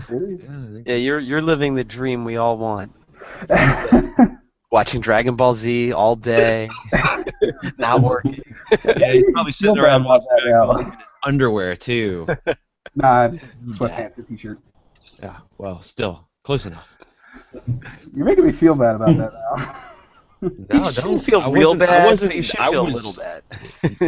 We just found something to make fun of you about. That's all. That's true. I know, it happens. Hey guys, I hate to break up the party, but I think I'm gonna leave at this point. Yeah, man. Yeah, I mean we're over, like, we're almost 2.5 hours, so I don't know. I mean, I'm gonna hang around for anyone that wants to, but yeah, I Working mean, all night. yeah, I'm gonna try to finish inking this page and everything. So anyone that wants to stick around, otherwise we might want to just kind of, if people are starting to head out, we might want to close it out and let everyone know where they can find us online and everything. So so I'll start from my left. I'll start with Eric. You can find me on Tumblr at Art of Eric Faries. Faries is spelled Faries. .tumblr.com, or you can check me out on YouTube at Eric Faries 123, all one word. Those are the two main places that you're going to find anything I do. Okay, and Gaz. Well, once again, Gazbot.com is my personal page, but you can find me on Instagram and all over the place using some variation of Gazbot. Johannes. Johannes Wick. That's yeah. I just. You know how to spell your name, man? Johannes Vick. Yeah. I know how to spell. I'm either going to turn it to a W or just go with Vic. So there you go, Johannes. Okay, Vic. Kevin. Everywhere. Kevin. My comic is at monkeymod.com, and I'm doing the 100 Days Making Comics over at, what is it, youtube.com/monkeymodcomics. Right, Peter. Don't forget, Peter. I wanted to bring it up, but mention your Kickstarter too. But tell them where they can find you. Yeah, I'm Peter Palmiotti. You can find me everywhere. YouTube, Facebook, G+, Patreon, and End of Days is the comic. Scorched Earth, the subtitle, I guess, and that's on Kickstarter for 7 more days, I believe. And we're most of the way there. And the Pelican now too. And the Pelican. No, that's not on Kickstarter. No. It's on Patreon is on. I mean, the Pelican is on Patreon. Yes. Yes. Okay, and yeah, so I am Scott Circlin with CircWorks, and so I'm hosting this time, so this will be on my channel. So if you're new, I just wanted to give a little plug. If you might want to check out some of my stuff on my YouTube page and subscribe if you like it. And yeah, just keep in touch with what we're doing with the 100 Days of Making Comics Challenge. As far as other stuff, you can find me at CircWorks or CircWorks anywhere online. My website's CircWorks. I got prints and comics and all that kind of stuff in the shop. But yeah, anyone else? I mean, we don't have to talk about this now, but if anyone wants to quickly volunteer to host the next one, otherwise we'll talk about it later. No takers. All right. So If no one else will do it. well, you already did it once. I might be able to host it. My connection's not too bad. Well, the point is that Yeah. we're spreading the love through YouTube, so maybe people who wouldn't have found other members of the hundreds will find us this way. So I will definitely do it at some point. I just don't want to commit to the next one because my next couple weeks are going to be kind of busy. Cool. Well, if no one else can do it, then I'll gladly do it. I think I've already made it clear that I don't have the busiest schedule. all right, Eric. All right. So Eric's doing the next one. Sold. Tentatively. All right, cool. So thanks everyone for joining us. Thanks. Thanks for people in the chat. And looks like your wife might be in the chat, Gaz. Oh, well, that's why I'm leaving. No, I love her. Oh, good. That sounded so fake. All right, guys. Make it sound more convincing. All right, this has been fun. Thanks, guys. And since I'm hosting, I'll just do my little sign off, and I'll say that is all.